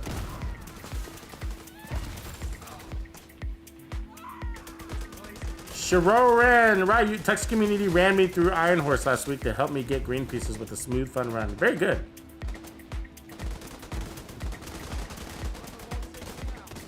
Pathetic Circus says, I'm on PS4, been playing Division 2 since first day. Right on. So, okay, good. You've been around. Dropped and came across your channel, and I just liked how upbeat and positive you are. That's why I subbed. Watch you daily. Oh, appreciate you, man. Thank you, sir. Nice words. Mike Rubin. Here he goes. He says, some YouTubers release build videos where they run a shield with every single build they release. To me, it doesn't really matter if you change up the gear. Shield build is still a shield build. It is, yeah, I wanted to go circle back on that because there's a lot of truth to that comment. I see it too. There's two types of shields out there, the way I look at it, right? You got defensive shields, and then you have an offensive shield, right? And the offensive shield, there's only one offensive shield, and you can get it by running firewall, right? But so I like that shield particularly, unless I have to run gunner. But I'm not much of a shield person anyways, but there are builds that I like to run shields on. Like the M870, when I'm running the M870 or KSG shotgun, even with Hunter's Fury. Sometimes I like those shields, and the reason why is because I want to guarantee a one-hit kill, right? And you don't need the shield to do that, but if you're running Vigilance or you have bonus armor and you're running, what do you call it, Intimidate, that shield's gonna protect your bonus armor. That sounds funny. He's like, well, if you have bonus armor, you don't need a shield. I get that. But if your bonus armor goes away, you lose Intimidate, right? And so that's what I consider sort of an offensive shield, because I'm using the shield to protect Intimidate, which is giving me, what, 35 to 40% amplified damage, depending on which version I'm running, right? And so that's how I consider it an offensive shield. It's not to, like, as a crutch to keep me alive. It's a crutch to keep my Intimidate up longer, you know? But the other one is the firewall shield. The firewall shield is an offensive shield. Like, if you want a lot more damage, like if you want to peak the damage, if you want the strongest damage build in the game, then run firewall, right? Because it's gonna give you, what, 12, 13% more damage per enemy standing in front of you. So if you have 5 enemies standing in front of you, that's gonna give you 60% more weapon damage. I mean, that's not defense at all. Well, a good offense is a good defense. But, oh, here's some rogues. This will be a good little test.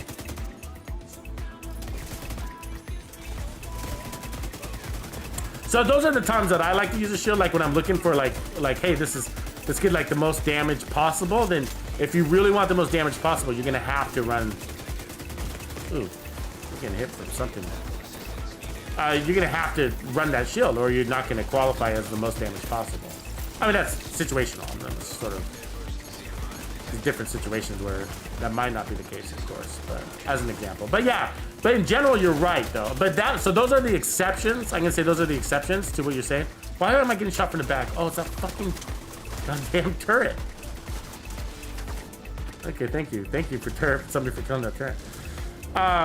Those are the exceptions, but otherwise, I see that a lot too, and it's kind of annoying. It's just like, well, it doesn't matter what build you're running because you're always got that shield, that defensive shield. So you're running gunner, and then you got the shield, and then like today it's the chameleon, and then tomorrow it's the chameleon, and the next day it's the chameleon, and you always got a shield. It's just like, it's the same build over and over again. Memento or no memento, it's the same build, you know? It's always a chameleon and a shield, or whatever. I don't know, I'm just making that up, but yeah, or they change the gun. Sometimes it'll be a Scorpio, but there's still the shield. It's like, that was just it's the same assault rifle build, but now you got the it's, yeah.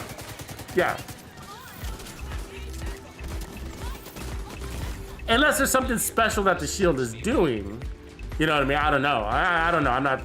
I can't think of any particular build. I'm just kind of generally talking, but I see that too. I see, like, there's some people that just, well, it's like that in the DZ too, like any of the DZ builds, right? Like, they're always sort of just the same builds. Well, it's funny to watch the gameplay in the DZ, right? It's two guys stepping up to each other, toe to toe, shooting each other in the face while holding the shield.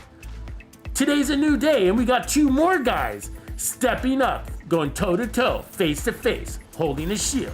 You know, and it's like, if you really think about it, like if you watch it from that perspective, it's just like that's not tactical at all. Like in real world tactical fighting scenarios, people don't get out of cover and stand in front of each other and shoot each other in the face while holding the shield. That's not tactical. Get behind cover. The shield is supposed to just to be there to help you like traverse from A to B, or, you know, in case you're getting flanked. But you're not supposed to just stand there with the shield like an idiot. You know what I mean? But it's the game. It's sort of, the game kind of forces you into that on the PvP side. So PvP is a little bit different. Did you see that? It disappeared like a hunter. Did you see that? Rogue agent eliminated. Supply room access unlocked. PvP is a little bit different. You're sort of forced into having to shield with PvP scenarios, unfortunately, and a lot of scenarios in PvP. Not everyone, but a lot of them. Supply room access unlocked. And that's because sometimes it's sort of like, well, what other skill am I going to run on a DPS build, you know? Maybe a sticky, maybe, you know, an attack drone, maybe, but a Restorer Hive is kind of nonsense in there. It never really works.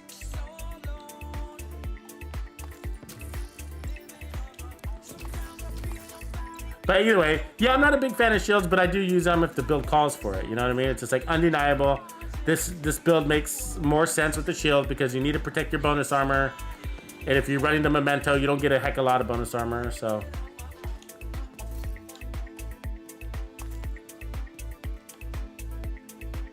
What are you insane? What are you sorry about, insane? All is good.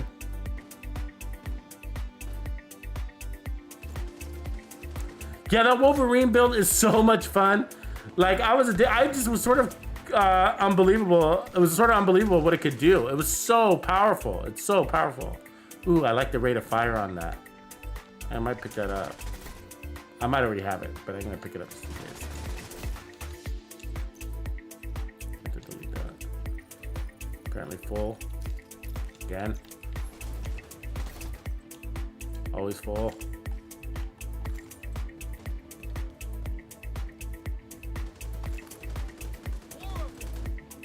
Yeah, you could make this build a little bit better by running out like some strategic red Alps pieces, like Alps with a red core. If you could find like an Alps with a red core, you really don't need this much damage to armor. You know what I mean? Because we already got 8% damage to armor from the gloves, and you got 6% damage to armor from the Pestilence. You don't need any more damage to armor. You just don't. So it's a damage to armor overkill. So you could drop the damage to armor and put on like an RNK or an Alps and get more heals out of it. You could also, I mean, I'm running 2 pieces Petrov only because of the perfect brace, but the reality is you only need 1 piece Petrov if you're running braced. But so we kind of got a little overkill on the weapon handling, but I'm liking it. I'm okay with that. Yeah. Oh, you mean the shaking the controller thing? What they do? They shake the camera? The camera shake? The shakety shake?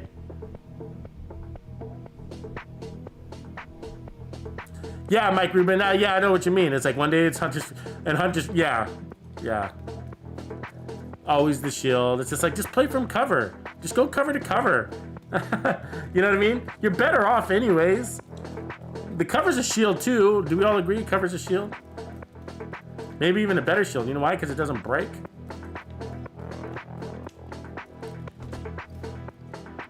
See if we can get up here without getting shot in the back. What do you think? Think those guys are gonna shoot us in the back? We don't really got a good angle on those guys though. Let's move. Where do we get a good angle? Maybe this side?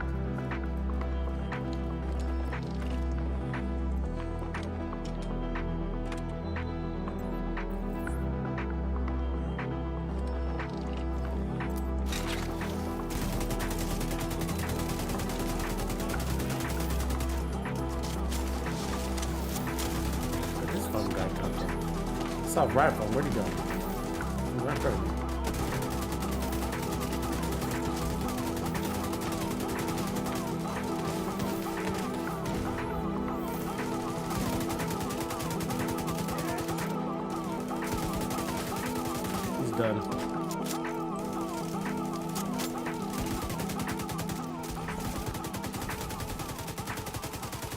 Fire pops him out of cover pretty nicely too. I like those skills that help you to get the guy out of cover. Good combo for this build.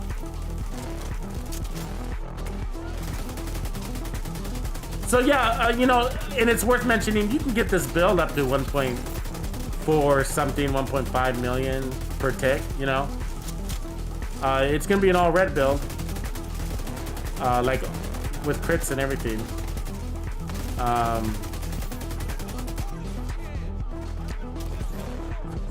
If you try that, let me know if you think it's any fun. Or if you spend more time in cover.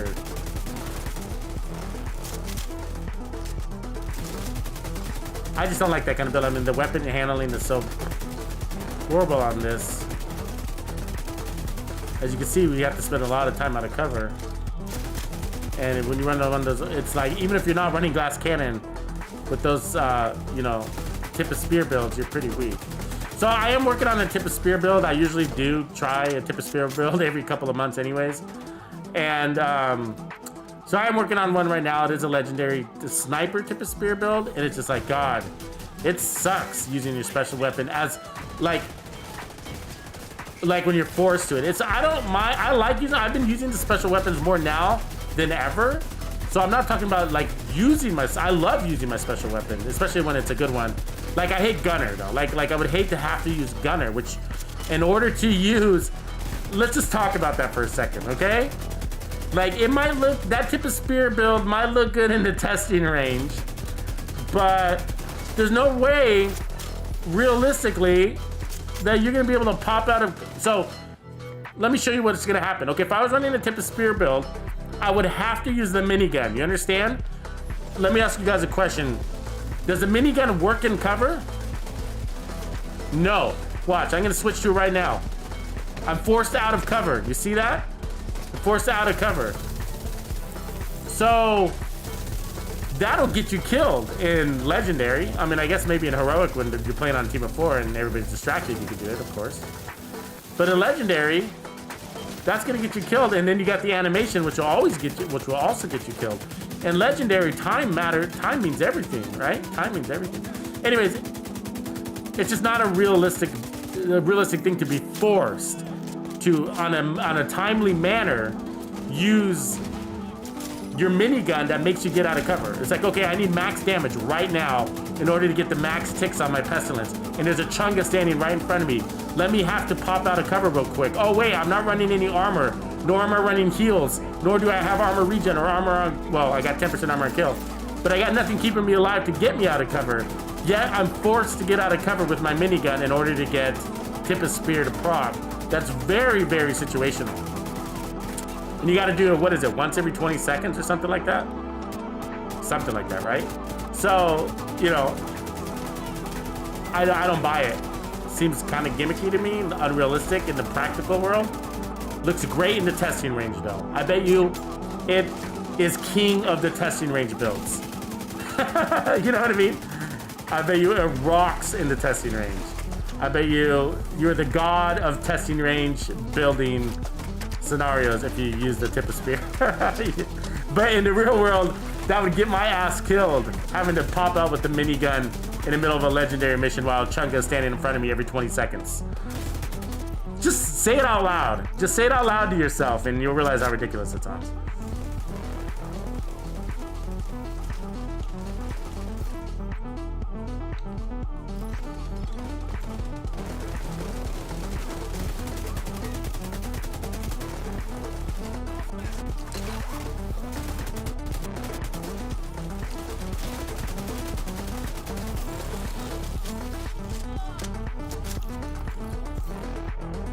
Efficient, repair skills, forge, skill damage. Forge's skill damage is good, by the way. Think of that shield. Detecting additional hostile contacts.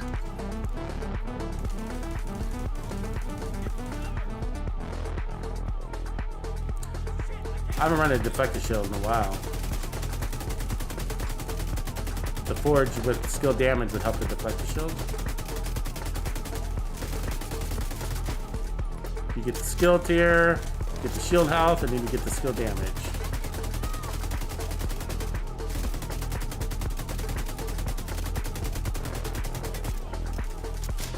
And of course, that's an offensive shield. It works shit for defense, so you know. So the deflector shield, yeah, I mean, which is why it's so hard to use in legendary. You can use it on legendary. You can clear legendaries with it, solo. But it takes a very special strategy to do that. A very risky one, basically. Which is why it's not ideal, but you're better off with Hunter's Fury and the Regulus. But I like it for, I do like it for heroic content. Put on a lot of max protection from elites. Because the elites tend to aim for your head while you're wearing that shield. But it is a lot of fun. It's fun. It's different, you know? It's different. And then if you haven't seen that build, I created one called the Captain America build. He uses that shield. Deflector. But the Ridge's Pride is activated by the deflection bullets. So usually playing inside 15 anyways. And then you're getting all that armor regen. Pretty cool.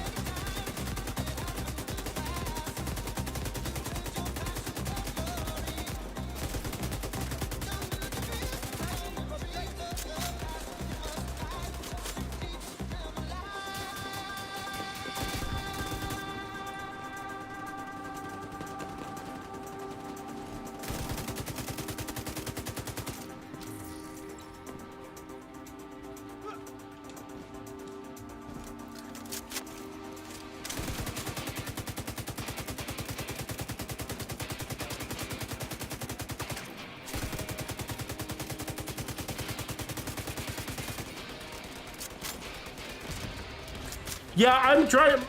I mean, I'm not a big fan with it with Mike with the gunner. I mean, that's my point is the gunner. The gunner is one of the only skills. Well, gunner is the only specialized weapon that doesn't work in cover, which is the problem with it. That's why I don't like it particularly, because it makes it you have to use it out of cover.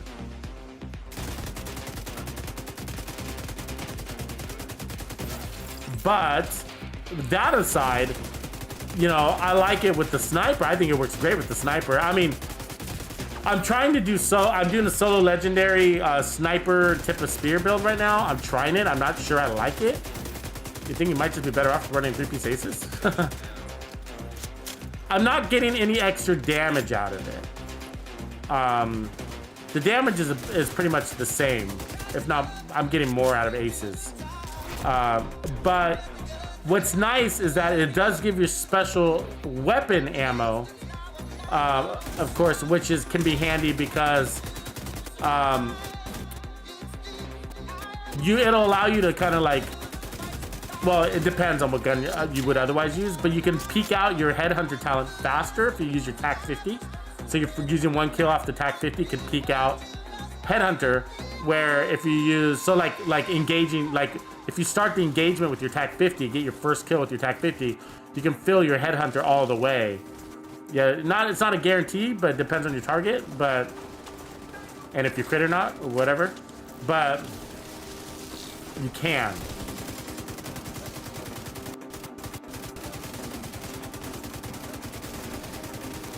But the only thing that I'm not liking about it is that you are forced into switching to it at certain times, and that kind of can get you killed because of the slow animation, and there's you got an enemy flanking in on you, and you're running solo. It's mostly because I'm playing solo, but in group scenarios, there's not as much pressure. You got other people taking aggro, switch weapons, play deep. When you're playing solo, it's just you and the enemies, so my judgment's a little bit based on that. Everything too, like to your point, Mike Rubin, going back to what you said, like gunner, you're right. Like if I was playing in group, then totally, it might be more viable to run gunner because again, you play in the back where nobody can see you. You know what I mean? Not when nobody can see you, but where you're getting less likely to take damage while you're switching to your gunner. Yeah, but people should use their gunner minigun more often though. That thing shreds chungas, man. Like when you get a chunga or a dog, you know what I mean? Whip that thing out. Shit, it cuts them down in half. half the time it would normally take you.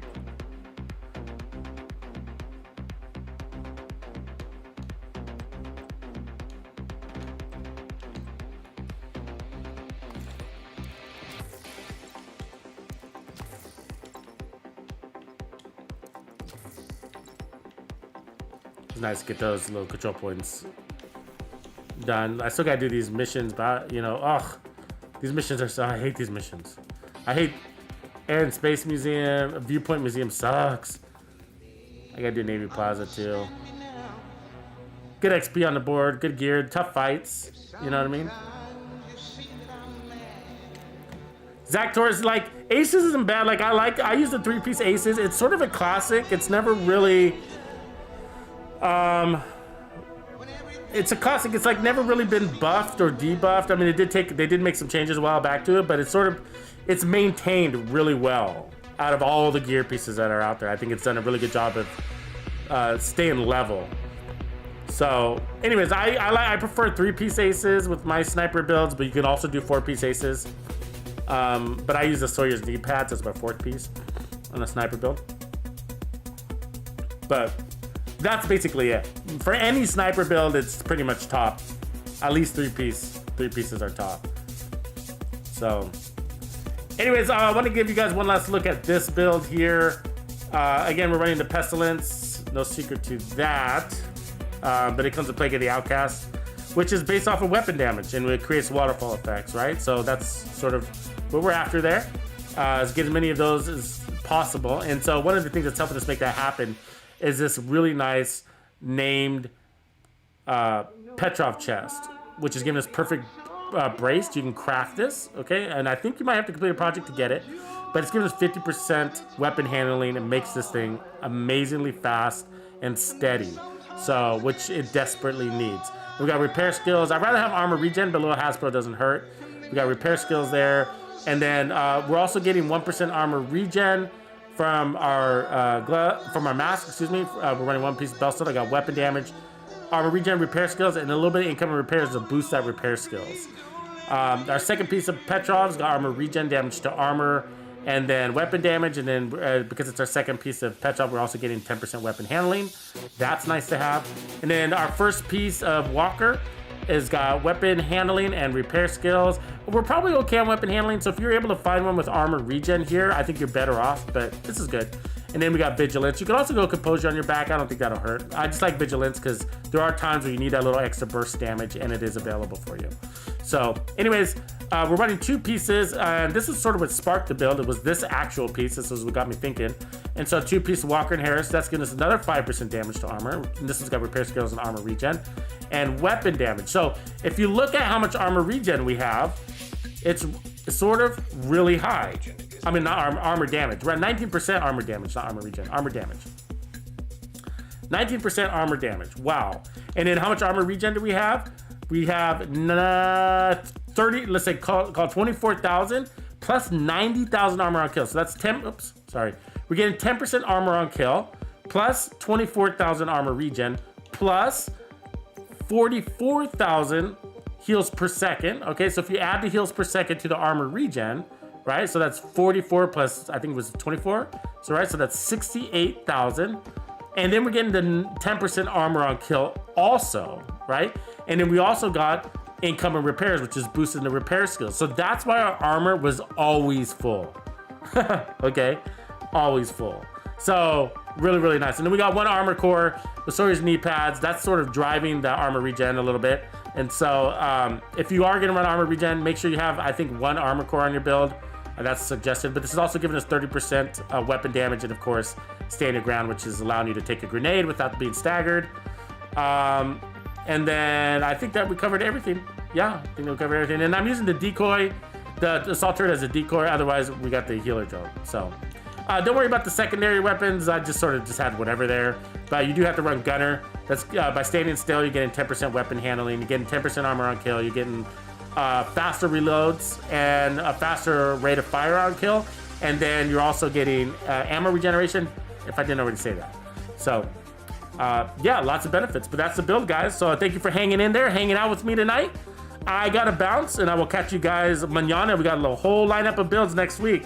So make sure you are subscribed with notifications on. Hit the like on this video if you haven't done so. Check you later. Tuxedo out.